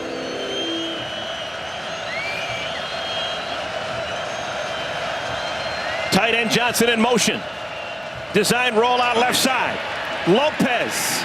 Nice one-handed catch by Caleb Hood, but nowhere close to the line to gain. Oh, that was sniffed out beautifully. And the guy that we just ID'd, Malachi Lawrence, number 51, was the guy that did it. He, prior to just this moment, got in front of the would-be receiver Hood and then was able to delay the ability to throw the ball to him. But for that interference, positive, non-penalty oriented interference, that play probably is still running right now. So a super quick 3 and out. Maybe a wrinkle in the kicking game. Just thinking. Tar Heels need to do something to get some momentum back. Well, they need a directional kick this to the far right and make him work for it. Antoine Jackson! Bad idea! Ball is loose. Oh my goodness, that is not what the Knights needed to do. And it's still UCF football. How did he get that back? Woo, disaster averted. My goodness. Scott Frost is going to have a frosty attitude towards Mr. Jackson. Well, making plays like that. He's perilously close to where that line is where it goes from light to shade. He's got it eyed, but he's just not under it. I don't know how he got that ball back. Amazing. Fortuitous bounce. Well, if you're a Jackson and you got a glove on your hand, magic things seem to happen. That's good. All right. So UCF's got the football and the lead and momentum. 20-3 is our score. Miles Montgomery, he's carried the majority of the load on the ground. They fake it to him. Out in space, this is Thomas. Oh, nice. And Dwayne Thomas brought down by Will Hardy. That's a nice way to start your drive. Pick up a 7. Thomas did a nice job at the end of that run. Will Hardy is sitting there defending number 31. It's just a little subtle move. Sets him up, slips underneath him for an extra 2 yards. It's a fun game for Dwayne Thomas. He is from Miami, but he played in the state of North Carolina prior. He played at Charlotte for the 49ers. Watch the inside receiver, number 2. Nobody's covering him right now. He's got him right now if he wants it. Throw it. Yep. They get it instead to the tight end, Dylan Wade. That's him. That's who he was looking for, the inside of the 2 receivers. 0. It was just a little go route on that side. Good for 8 yards on that. And what made it work is when the quarterback initiates the play, nobody moves, there's a big gaping hole right there. All you got to do is move to that position and turn and present your numbers. That's pitch and catch in the strictest sense of the definition right there. Great communication. Not a whole lot Steve Belichick could do about that except play some other coverage. Final non-conference game for both UCF and North Carolina. Conference play starts next week for UCF and in 2 weeks for North Carolina. And out the back door goes Taven Jackson. Jackson all the way down to the 20-yard line. Wow. Will Hardy was the only thing keeping Jackson out of the end zone. Well, this guy is real. He's like Wayne Gretzky, slick and overboard, man. He takes that thing out and pulls it. You don't even necessarily know he's got the ball the way he runs with intention. He makes everything look the same. Excellent job of execution there by Jackson. Fantastic athlete, comes from an athletic family. His dad played in the NFL. He's got a brother who plays in the NBA with the Golden State Warriors, Trace Jackson Davis.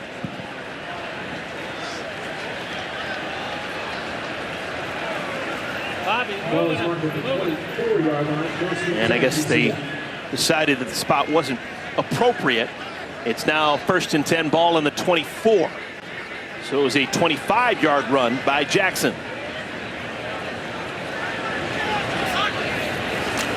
Fake it to Thomas. Nice.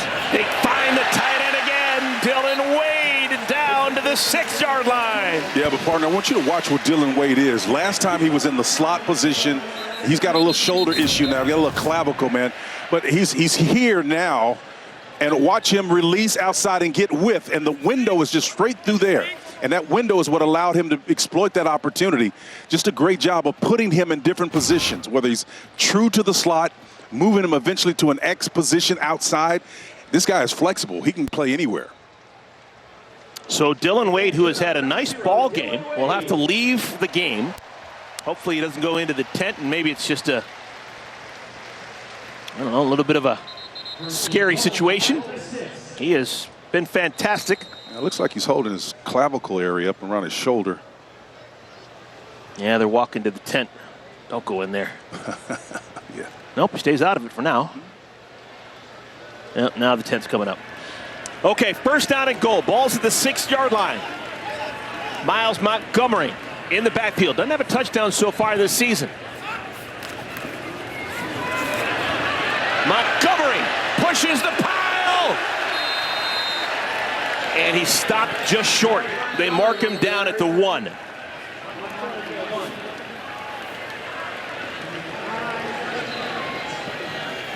I was just surprised he was able to get as much push as he did. You know, DeAndre Robinson, the defensive tackle, Smith, Leroy Jackson and company.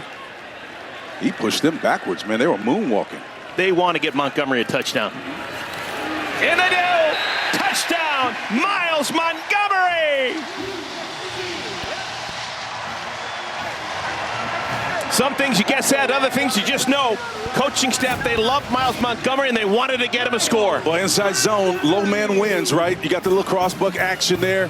Get guys standing up, looking, trying to anticipate where they're going to get hit. And when you're standing up like that, if a guy gets his pads underneath you, it's like stealing, man. Touchdown.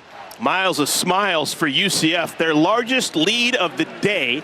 They're up 26-3. Good to see the captain get in there and score. We highlighted him to begin the show, and what UCF did was flip the script on us. This is bordering on a laugher. Still a ton of time for North Carolina, but they got to figure. Dave Meggett and some of those guys doing that. Lawrence Taylor, Carl Banks, Pepper Johnson. All the great ones, man. Lewis Tillman, there's a name from his special teams. They need some special teams help right about now. No relation. Yep. That is Clower on the run out. Shenard Clower, his first kickoff return of the year.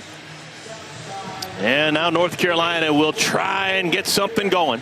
Yep, and again, I mean that. I mean, just from, listen, everybody knows about Bill Belichick's reputation, and having played against him back in the old days of the AFC Central, Cleveland, Oilers, those battles that we used to have. And let me tell you something, there was no more prepared team. And you saw that in our time with him yesterday, man. He was so affable. But when it came to zeroing in on what the subject matter was, he had a pat answer. He had an understanding of what we were trying to unpack. And he took us to school, man, on a lot of stuff. Good stuff. Damon June, they fake it to him. Lopez brought down at the line. And Bill Belichick, we really enjoyed our time with him yesterday. I actually thought he was relatively engaging. Oh, he was great. And it could have been the fact that you were there. He wanted to talk to you about your days at Oklahoma and Barry Switzer and Chuck Fairbanks and Bud Wilkinson. He is a student of the game, still inquisitive at his 73 years of age. And that's very perceptive of you, because anything he asks,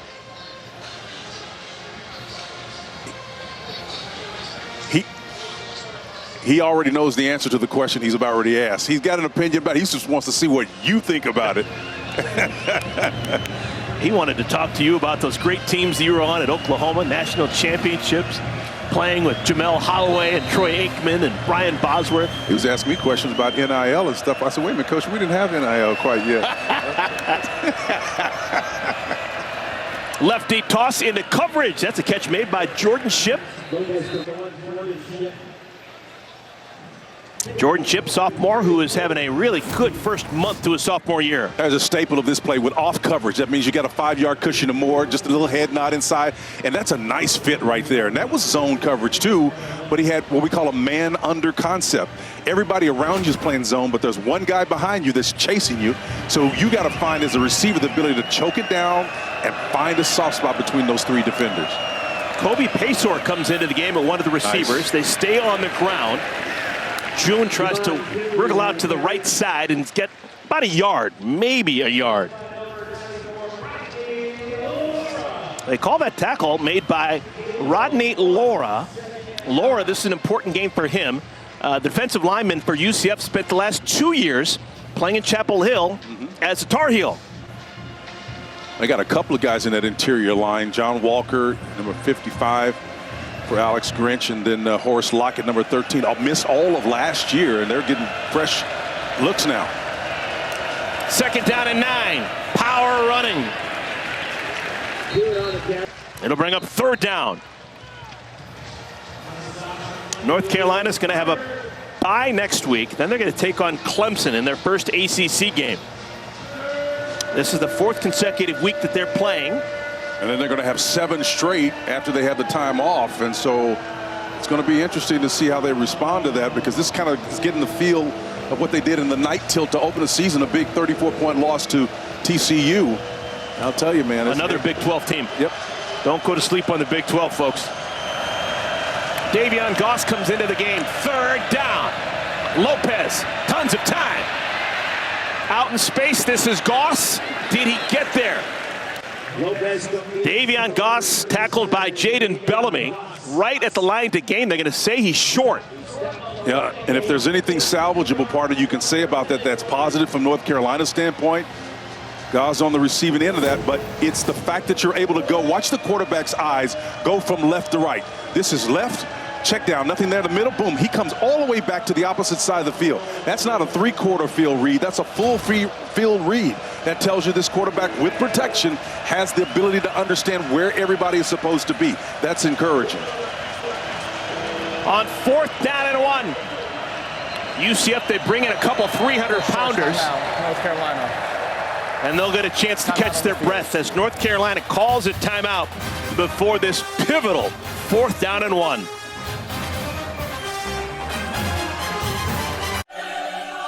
Why do it? Why make it harder on yourself? Why put it on the line with so much at stake?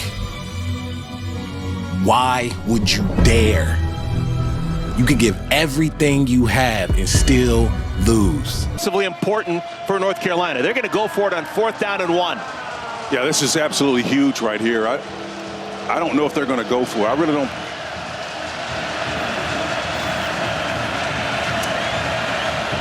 Nah, I don't know, partner.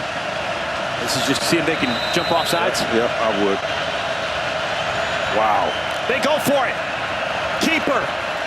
And Lopez. He's going to be stopped short. He's going to. The officials saying they're going to move the chains. Yep. Not by much. And he's hurt. Somebody's down. Quarterback's down. It is Lopez down. For it. Oh, that hurts. Officials timeout for an injured offensive player. That's terrible. That's awful. Sorry. It's just. That's the price you pay, man. It's a tough one. Inside zone read. You got the tight end coming back the opposite direction to get a block. A lot of meat in there, man. Yeah, you saw a couple of those 300-pounders land on top of Lopez. So Gio Lopez, starting quarterback for the Tar Heels, being looked at, will take a timeout. Landing awkwardly with a whole bunch of guys on top of him. He's off the field, but he is in great pain. That means we've got a new quarterback, and it's another quarterback who throws from the sinister side, Max Johnson. He is the son of Brad Johnson. Won a Super Bowl playing for the Buccaneers about, an hour west of here in Tampa Bay. He hands it off to Damon June. Max Johnson's got a whole bunch of experience. He actually was the opening day starter for North Carolina a year ago. Got injured in the opening game against Minnesota, never played again. He has started a bunch of games in the SEC, both at LSU and at Texas A&M. So this is a real weapon coming off the bench for North Carolina. But you got to find the balance. If you're Freddie Kitchens, the offensive coordinator, do you put 14 in here and then expect him to do what you actually need to do, and that's to throw the ball, push it downfield, or do you rely on your big freshman running back? It's a very precarious situation to be in, but it's one that they've got to sort out. You learn from every scenario. That's the first thing you learn from a coach like Bill Belichick, so they're learning here. 3rd down and 1. North Carolina went for it on 4th and 1 a moment ago. You'd assume they'll go for it twice. Here, if it's 3rd and 1 and they don't get it the first time. Benjamin Hall in the backfield. They give it to Hall, and he pushes forward for the first down.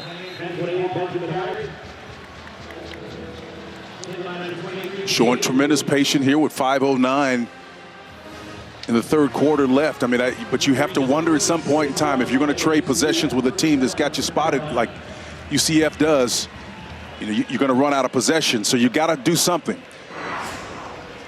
Try to affect the safeties, bring them down the line of scrimmage, maybe get another 6 or 7, 8 yard gain and force them out of that two-man shell, and then you got a chance to take a shot with 14.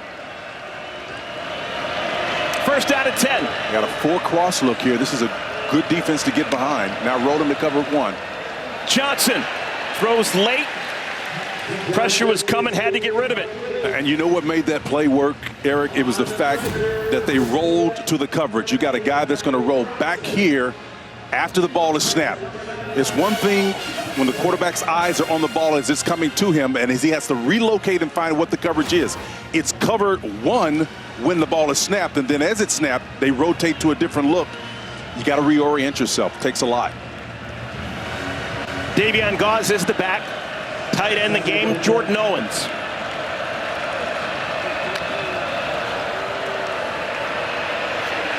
Pass is too low for Gauze to do anything with. Significant pressure. Nigel Kelly off the edge. That's basically a check down route. You got to hit those. They're playing zone behind it, and all that does is just means you've got to have somebody open. You just got to know where he is and get the ball to him. Jordan Shipp, the most prolific receiver for North Carolina, is actually going to leave the game on this third down at 10. They bring in the freshman, Shenard Clower. He's number 85. And he'll be at the bottom of your screen when this ball is snapped. Yep, they try and get it to Clower. Clower's dancing middle of the field. And he is just swarmed. I had a feeling they were going to have a little bit of a trick play with Clower in and Shipp out. And now we got a man down for the Knights.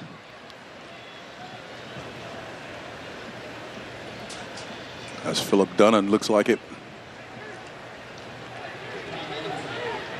It is Philip Dunham. We've got fourth down when we come back to a game.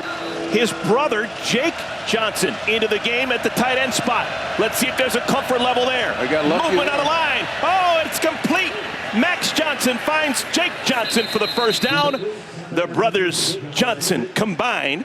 Strawberry letter 23. Very nice. Number 9. That penalty is declined. Result of the play, first down. Yeah, Kelly at his right defensive end position. He just gets a little bit too antsy, and he comes off the widest side, just outside of your camera there. You're set there, and he was one that's off. Got to hold the water, man. So this has been methodical. Twice on this drive, North Carolina has converted fourth downs. Gio Lopez can only look on and watch. Johnson looking for his brother. Too tall.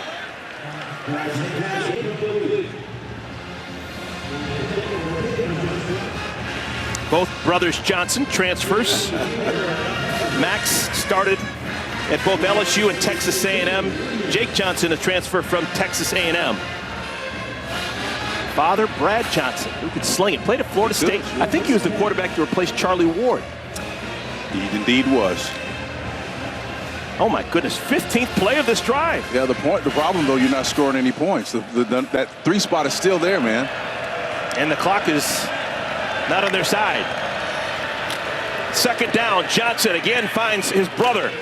This has been all the brothers Johnson. It's like the late 70s all over again. Who knew the brothers Johnson would be back in vogue here in Orlando at 2:25? Oh, they're moving, man. They're trying to wink at him. They got 6 yards on that play, and let's see if they can stack them up. That's what you want to know. Stay out of those run-pass conflict scenarios. So even though you got a new quarterback, you get 6 yards on a play. It's third down, but now on defense, what do I do? Am I aggressive? Am I play zoning behind you?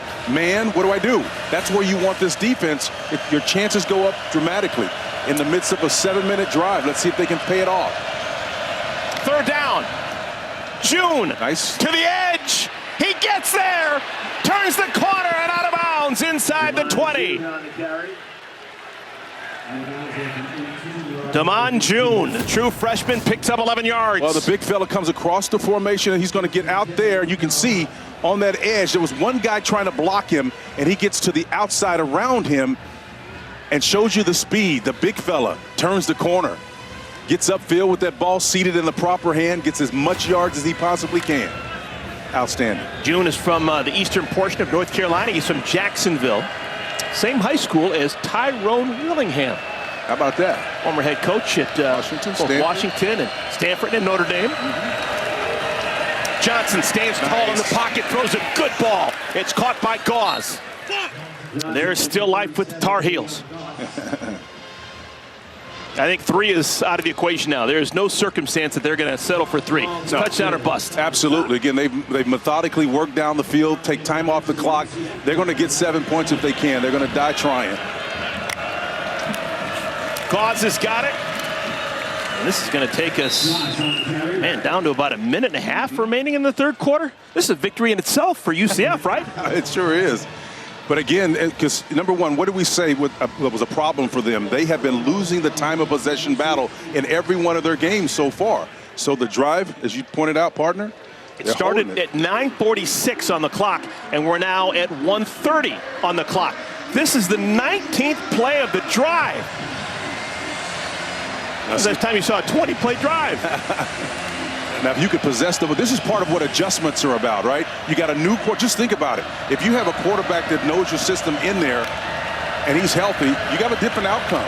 Johnson, caught, touchdown, North Carolina, Kobe Paysour.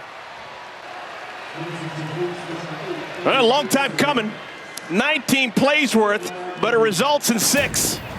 Well, you talk about the patience to wait till this come out. He's going to Johnson to come this direction here, and he wants to throw it, and he waits until his guy clears to get inside, and they're going to be going for 2 here. Excellent job of navigating that long drive to take time off the clock, but more importantly, produce points. And you got to take your hat off to that guy right there for the adjustments that he made. This is kind of an NFL wrinkle. Yep, sure is. Bill Belichick, so many years in the NFL, saying, we're not scoring by multiples of 7. We can score by multiples of 8. And you look at the guys on that sideline that are coaching for him, the Garrett McGee's and company, all with NFL and college head coach experience. 2-point attempt. Johnson, back of the end zone. Incomplete. Incomplete. He was looking for Nathan Leacock, and the Tar Heels have to settle for 6. 19 plays, good golly, 80 yards, but it took 8 minutes and 40 seconds off the clock. That's not great if you're North Carolina. And 60 years. Whale of a drive for North Carolina. The Tar Heels, 19 plays worth. They will probably not have a longer drive all season long. Is that a decent guess? Well, I tell you what, I can tell you this. What I do know about that last drive, that was a clinic. And you've had excellent coaches just show you what you do when you go in and make halftime adjustments. On top of that, losing your starting quarterback, I'm telling you, it doesn't get any better from a coaching standpoint for you purists out there. 2 different quarterbacks working for the Tar Heels on that drive. Started with Gio Lopez, finished with Max Johnson. And a timeout First charge before timeout. the UCF. kickoff. It will be 30 seconds. Yeah, Scott Frost didn't like the setup in terms of the numbers on this left side of the field. It was set up for an onside kick, and he saw the formation. Yeah, tough afternoon for Gio Lopez. Gio.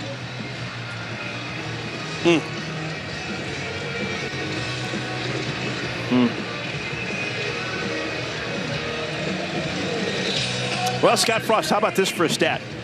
He has not lost in 15 consecutive games here in Orlando, well, with UCF. As the head coach with the UCF Knights, he has not lost the last 15 games. Well, if it's not broke, don't fix it. I mean, matter of fact, most of the stuff that he had put up here, some of the signage, the words and things of that nature, the motivational statements are still intact, man. If you had them with their last loss against Arkansas State, you win. Way back in 2016.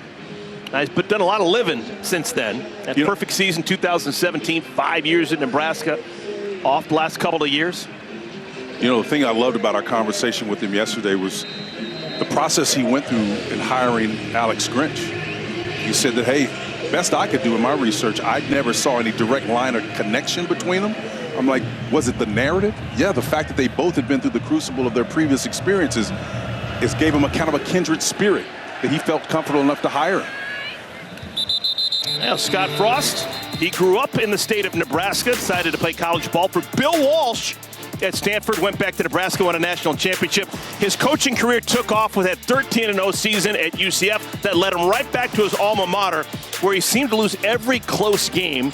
He decided, after a couple of years off, to come back to the place where he had his most success as a coach, and he's got a 5-year contract to make it happen. Well, I think it's the right thing for him to do, and I think he saw some of that same stuff that went on at Nebraska, and we don't necessarily need to get into the dirt about that, but he saw some of the same things happen to Alex Grinch at USC, and they had a kindred spirit. He developed it. I think it's a great match for them to come together as they have.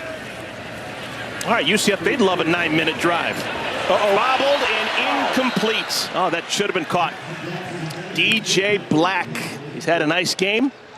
Separated from the football at the last moment after the bobble by Jalen Thompson. Yeah, Jalen almost picked that ball up and got it. So number 20 is in his hip pocket playing man coverage. And see, here's the danger in balls being not where they're supposed to be. When a guy's trailing you playing in man and a guy's in front of you, you have to have accuracy from your quarterback in those situations.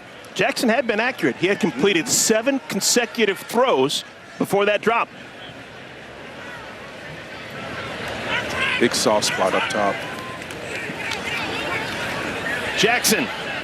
Oh, my goodness, that's a loss. Montgomery would have been better served just dropping that football. Well, this is working right into the hands of North Carolina.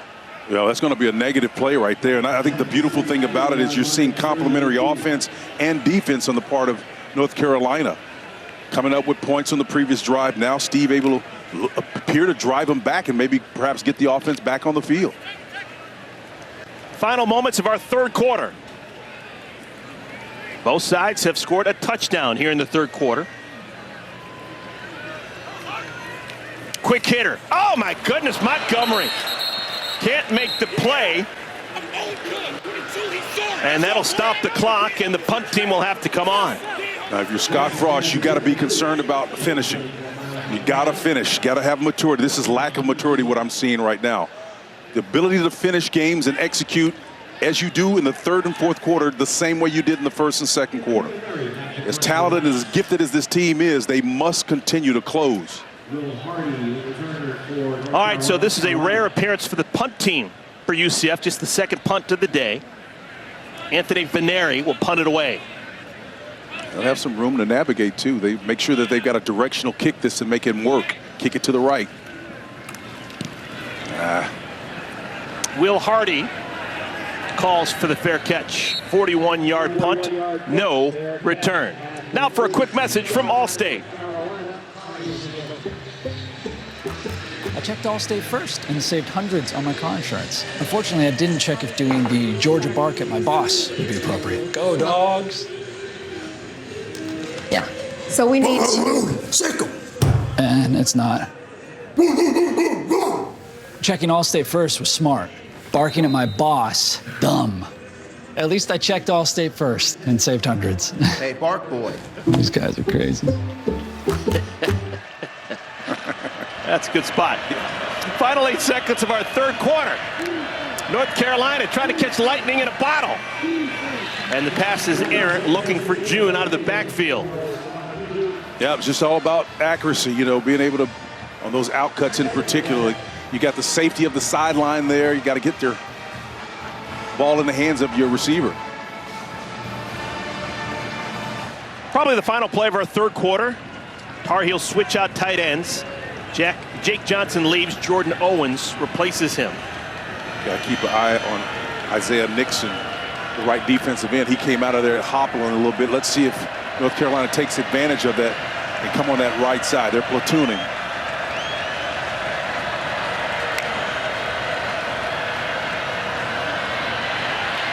Here's the tight end we're talking about, Jordan Owens. And the big man makes the catch. Jordan Owens is super tall. One and out. took down Richard Mendenhall, who was cut up like coleslaw. He had a big 79-yard touchdown run in that game. Just ran out of juice. On third down, a flag flies, and Jordan Shipp dropped the ball. Offside. Defense, number 10. 5-yard penalty. Third down. Sincere Edwards gives life for North Carolina, so they don't get the big play because of the drop, but they are going to get the first down because of the penalty. Nice job of finding a soft spot in that zone of the Knights in the back end. He just dropped it, man. You work so hard. I'm talking about completing plays here. You work so hard to get open, even though it was zone, and then the ball comes right to you and you drop it. It's kind of where this team is right now. They've got to be grown up and execute. I misspoke. That is not enough for the first down. It was third down and 7. So it's now third down and 2. Davion Gauze in the backfield next to Max Johnson. Nope. Not going to happen. The former Tar Heel Rodney Laura stuffs the run. Woodbury Forest finest, man. Number 94 stuck his nose in there, and he was firm, man. Forget about leverage against that big fella right there. He's strong, about 300 pounds. Redshirt, sophomore transfer student. He's got great leverage. Plays that technique about as well as anybody does. That's got to feel good for someone who spent the last 2 years in Chapel Hill. Fourth down and 2. This is where North Carolina has excelled here in the second half. Fourth down, no problem.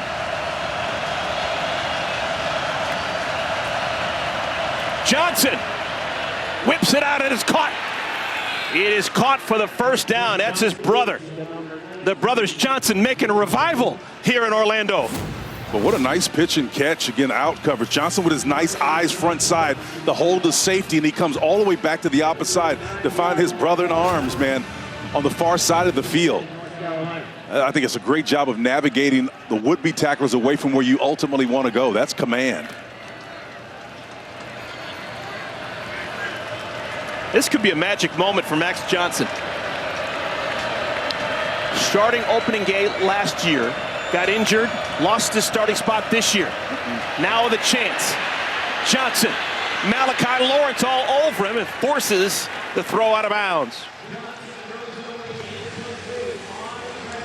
There's no way you leave number 9 and 51, Malachi Lawrence, unblocked. I mean, from the edge, these guys here upfield, and you can't do that. They'll flush you out of the pocket and have you running like a chicken with your head cut off, man. That guy, there's nowhere to go, nowhere to hide. Second down at 10. Again, things are going slowly for North Carolina.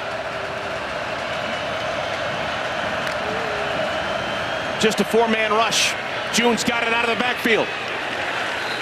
Brought down at the 35-yard line. Yep, a great execution there. R.J. Jackson and company, those guys on that defensive front have got to suss that out. When somebody leaves you alone and lets you go like that, your instincts have got to kick in. And the sooner they can, you can peel back and make those screens a negated play. It doesn't take much to get those 300-pounders going one direction. And when they have to turn, man, it's awful tough.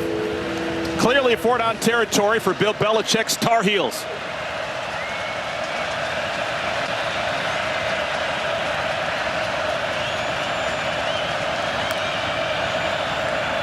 Nice.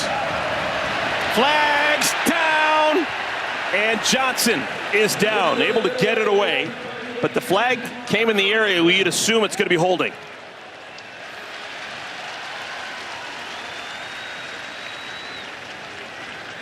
And I think Natro means the running backs coach is upset too. His back was in there, and he didn't have a scat release. What that means is holding. Offense number 58.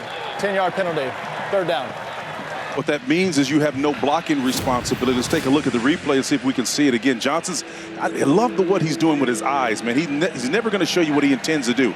He scans, and the only reason he comes off his read is because of the pressure that's in his face. But his ability to look away from where he ultimately wants to come keeps all the traffic and the attention away. 3rd and 15. Good luck.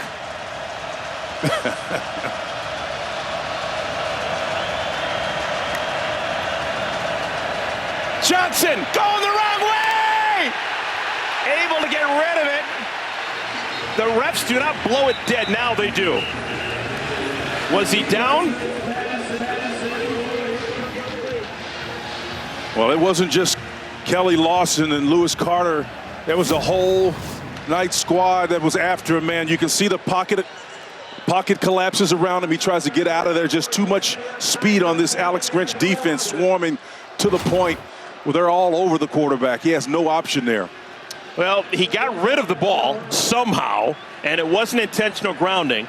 So instead of a 20-yard loss, the ball will be back to the line of scrimmage, which is the 45. 4th and 15 after completing 3 consecutive 4th downs. The Tar Heels say this is a bridge too far.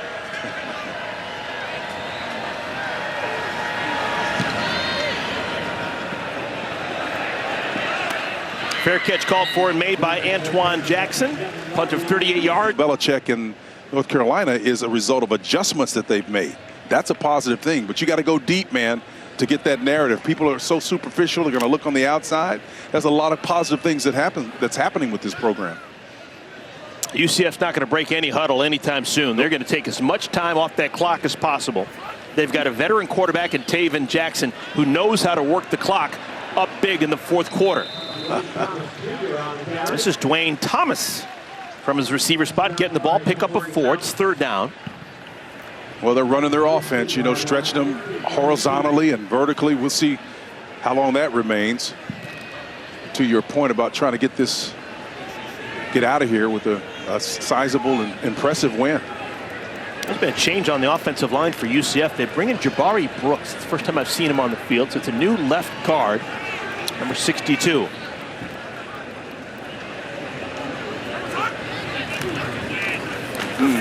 Jackson trying to push the line forward, and it's going to depend on the spot. Gavin Gibson from that strong safety position comes knifing in there, number 5, and it's kind of hard to see it from that angle because you got all those big bodies up front. Now this is what North Carolina needed. They force a 3-and-out. I'm assuming it's a 3-and-out. Yep. There's no way UCF's going to go for this. Oh, they gave him the first down. They got it. Oh my goodness. Okay. All right. It's a big break for the Knights. And now they're going to look a little longer, I think.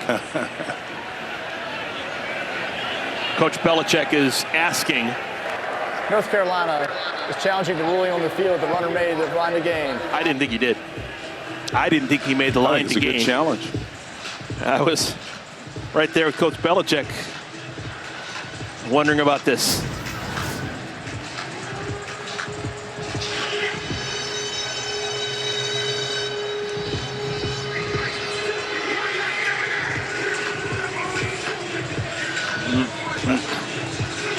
Okay.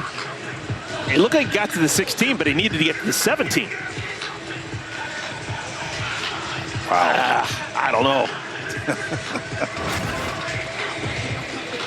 Tough angle, man. Call on the field was first down. Let's bring in Mike Pereira's got an opinion. Mike, what'd you see? I always get a little nervous when I see that yellow line. It's not always accurate, but he had to get to the 17. And to me, on that little spin, that little surge upward, I think he gets there. I don't think there's enough to change it, and there's not. Thank you, Mike. Yes, there's not enough to change it. It is indeed a first down. Moral of the story, don't trust that yellow line. Mike had a nice tape on that, too, recently. There's no excuse to be screwing up when you got Mike Pereira and Dean Plandino sending out these videos every week. Okay, so now, worst case scenario, UCF they can take 2 minutes off the clock.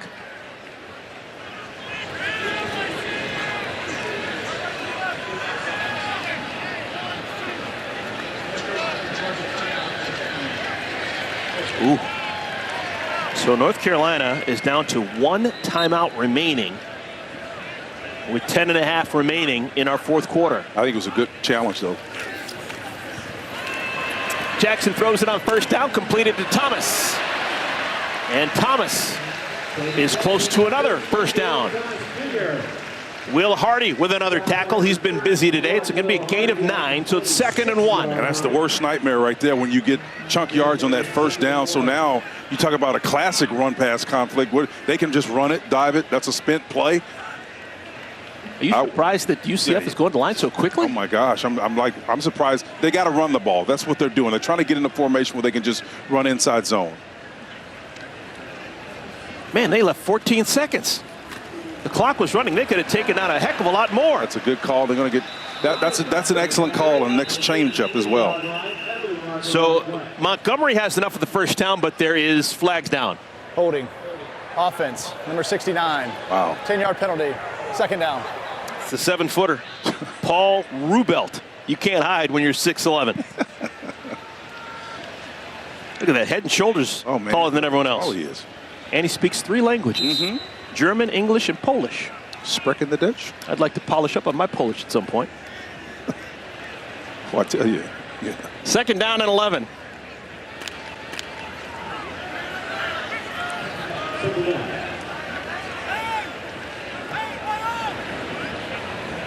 Jaden Nixon into the game. Haven't seen much of him today. Not as much as we would have expected. Pitch and catch. Pass was low, but Thompson scooped it up. Another first down for UCF. Now that one was low and away a ball, wasn't it?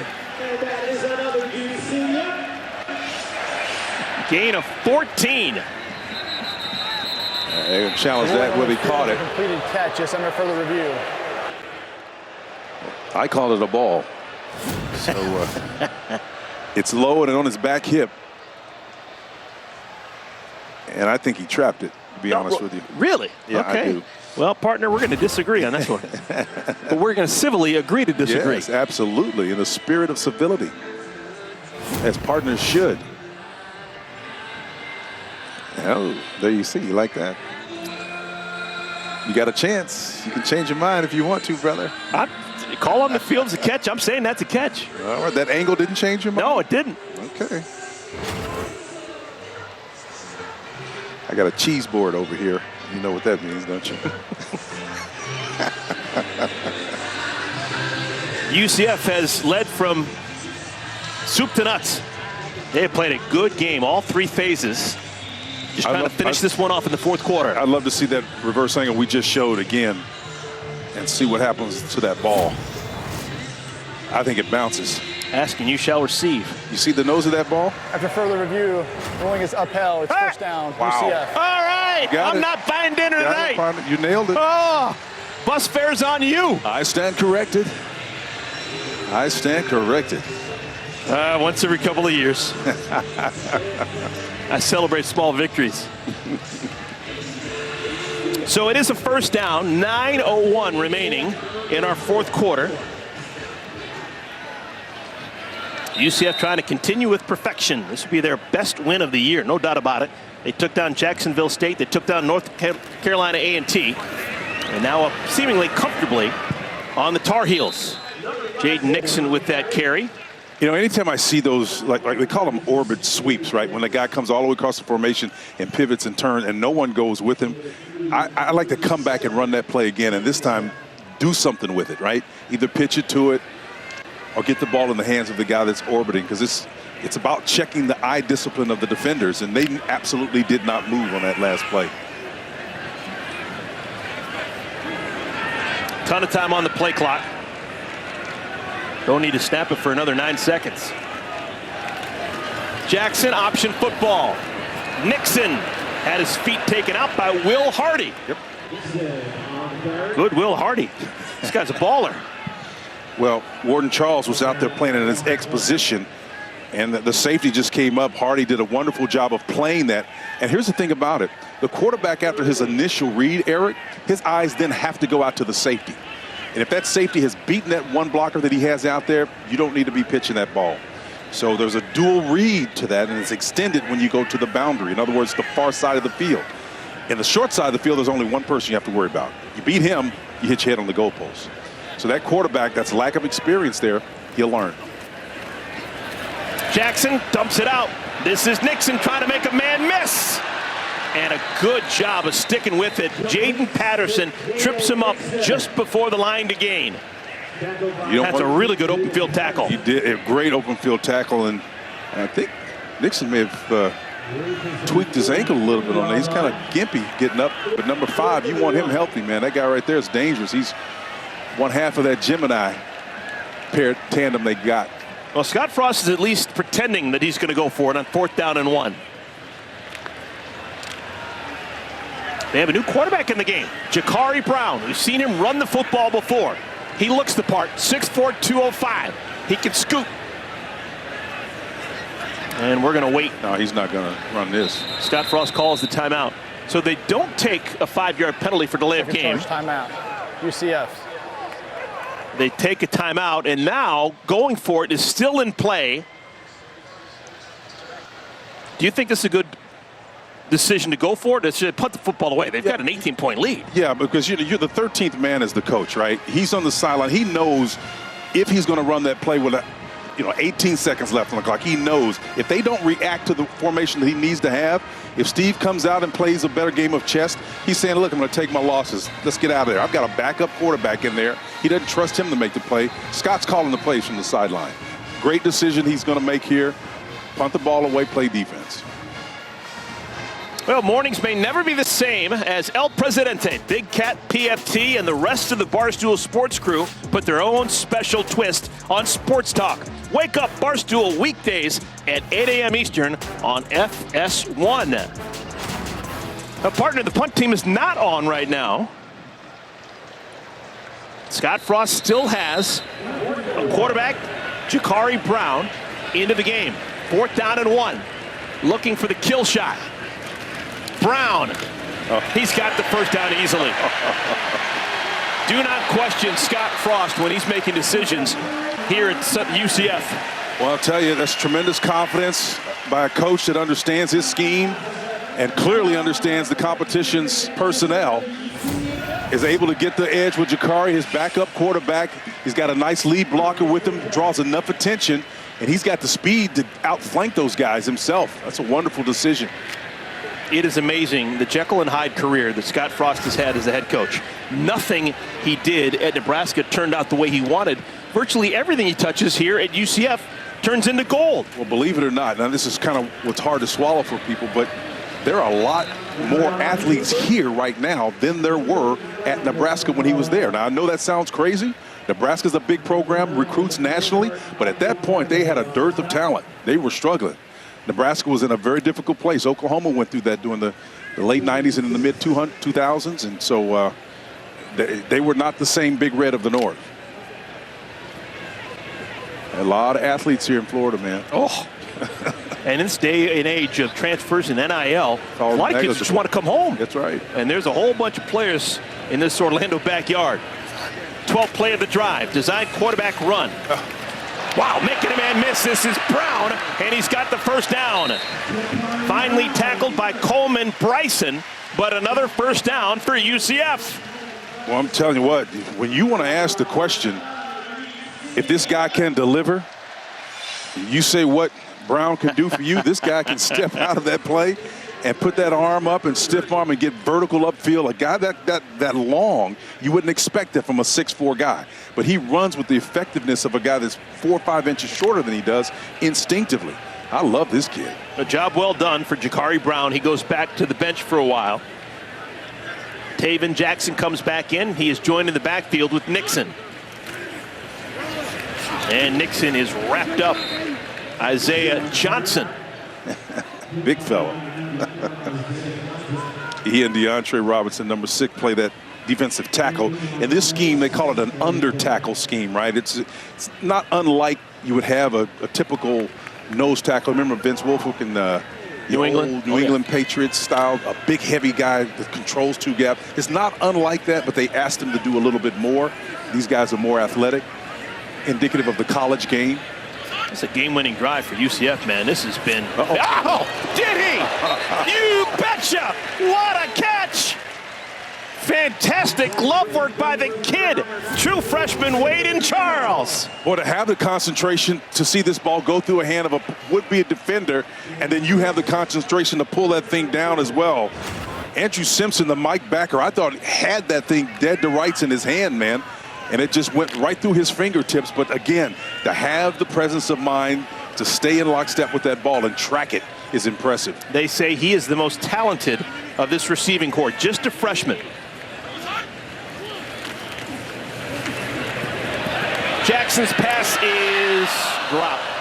Interesting story. The guy who dropped it, that's Wade and Charles, who just made this unbelievable catch a moment ago. Yep. We were at practice yesterday. Absolutely. And you were marked because they were going through the plays they wanted to run. They threw it past him. He dropped it. They immediately said, let's do it again, and they ran it again, and he caught it the next time. You thought that was a super smart move. I thought it was a smart move because his whole body changed in terms of the way he carried and comported himself. He's a young kid. He was disappointed. He dropped it in front of everyone. It touched his hands. It was the quarterback's fault. But what I was trying to communicate to Coach yesterday, Steve Cooper, I said, Steve, I'm not saying to you that it was not a good decision. What I'm saying, it was a great cover with Aflac. Great question. Besides Bill Belichick, what Super Bowl winning head coach later became a college head coach? Your hint? Spencer Tillman won a Super Bowl ring with him. Bill Walsh, after doing his magic with the 49ers, went back to the college game at Stanford. Actually coached Scott Frost there. Everything is connected. On 4th down, what a beautiful play. Oh, they just trumped him. Absolutely smoked the defense. They had no idea what was going on. Jaden Nixon, an easy first down. And Will Hardy thought he was going to get a little pop in there on that 14-yard gain, but he got tagged to finish it off. I mean, he's a big-time hitter, great football player, no question about it, but they're still playing here, man. If you're a North Carolina Tar Heel fan, are you a little bit worried after watching the 2 games that they played against Big 12 teams? I think you have to be sober. You have to say, hey, this is who we are. TCU under the lights to open things up. The stage was big. Everybody thought about Bill Belichick and what that was going to do. You've got some work to do.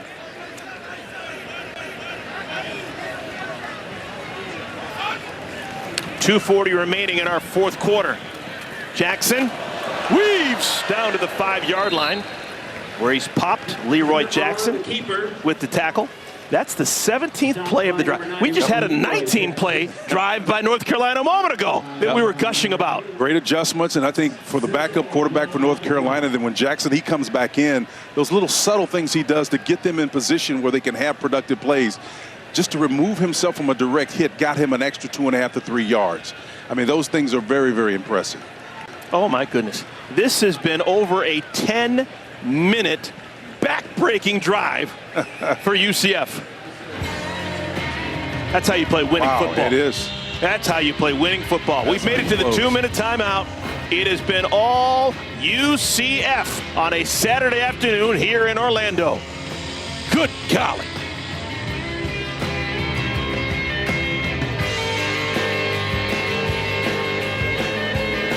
This is Rachel. It has been a fantastic performance from start to finish by the UCF Knights.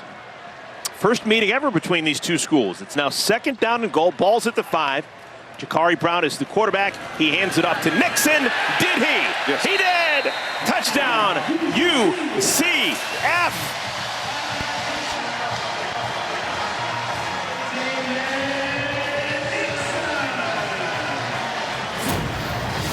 Given the caliber of coach you're facing, I think this is worthy. Fielding Yost would be proud of this ability to score points against a pretty tough defense, even though they've been struggling. And we've mentioned in the Ad4 comments about who they've struggled against, TCU and the likes of UCF. But ultimately, you've got one of the best coaches in the game. Adjustments in the halftime that made it for a very entertaining second half. And Nixon just showed you he's an elite back. 18-play, 93-yard drive, taking 10 minutes and 26 seconds off the clock when you needed it most. Rue Ellis has been perfect today. He's earned the scholarship. And how about Scott Frost in his return to UCF? It's like he never left. This will be his 16th consecutive win. Backs found the windows inside. And again, the quarterback replacement comes in. The number 2, Jackson, did a wonderful job, but both quarterbacks came in and acquitted themselves exceptionally well. Then the youngster, Wade and Charles, came in and showed you some of the great, bright future that stands in front of him. Able to beat defenses on the back end. They were able to score when they needed to. Kylan Fox also involved in the scoring process as well. The second half was what is impressive to me in terms of adjustments. UCF 159 yards, UNC 106. That just goes to show you that they can close the gap, and you've got some really qualified coaches on that other side over there in blue. Scott Frost, his bunch will be on the road. Next game is at Kansas State as they start Big 12 play. North Carolina, they're going to have a week off to think about things. They'll begin ACC play against Clemson October 4th, and they'll be happy to say goodbye to the Big 12. To say that the Tar Heels are stuck in the mud, if you know, you know, would be saying an understatement. UNC has been outscored 82-23 in 2 games against the Big 12. One at home against TCU, and today on the road against UCF. This is the kid that they love. Yep. Shenard Clower. And he is out close to midfield. There is a flag down. Holding. Offense, number 82. Oh, my. 10-yard penalty from the spot of the foul. It's first down. Nathan Leacock called for holding. And if you're Bill Belichick, you think about how can we reclaim or save face. That's what you're looking at, partner. They're going to have some time off, a couple of buys in there along the way, a long time to think about what they could have done. And that's a pretty daunting schedule there in the back end, even though Clemson is struggling right now. They've got 1 game in the next 28 days. Yeah. I mean, if you're a player, that's a long time to think about. 2-2 to start. The psychology of it all. What do you draw positiveness from if you can't play anybody? It's a long time to think about officially being mediocre. Leacock committed the penalty a moment ago. Gets himself a catch. North Carolina does have a timeout remaining, but they're probably not interested in prolonging things. Scott Frost has the headset off. He's going to go to 16 consecutive wins. How about that? As the head coach at UCF.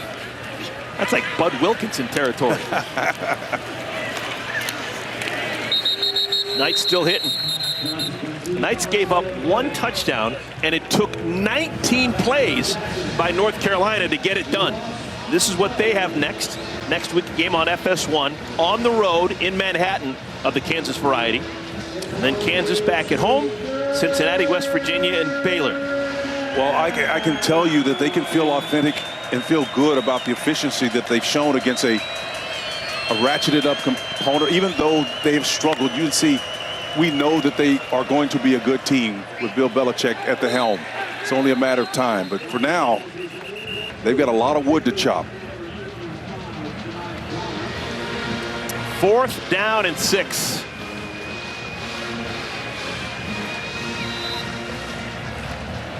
Question that will be asked in Chapel Hill over the next couple of weeks: the health and status of Gio Lopez.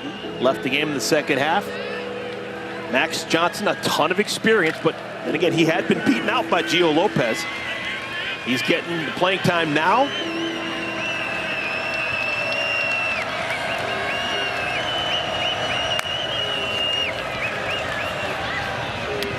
And a drop. And that's how things end for North Carolina offensively. Just a reminder, we have more college football coverage coming up on College Football Extra, sponsored by Amazon. And part of DeMond June is, to me, heads and shoulders the best asset that North Carolina has. Other than that, where are you going to get the player that's going to provide you the spark? If your number 1 quarterback is down, you've got a distributor under center, and you know just the very nature of their offensive scheme, they're not going to try to take the top off anything. And so their victories are going to have to come in a very plodding, methodical way. And somebody in that backfield is going to have to provide some spark for them. Now the first meeting between North Carolina and UCF goes the way of the Knights. And they really didn't have too much of a sweat about it. They dominated this game. Offensively, defensively, special teams was even better. 34-9 is the final score. Congratulations to Scott Frost and everyone with UCF. They continue to play wonderful football under his watchful eye. I had tongue in cheek when I made the comment, but I'm telling you, Fielding Yost would be proud of this bunch. I mean, they're scoring a point a minute, and even though they've got 34 today against 9, that's very, very admirable for them to score as prolifically as they have been over the course of this still young season. UCF, they're perfect 3-0. North Carolina, they're officially mediocre. 2 up and 2 down with a ton of work to go before they play their next game in 2 weeks against Clemson. Sure hope you enjoyed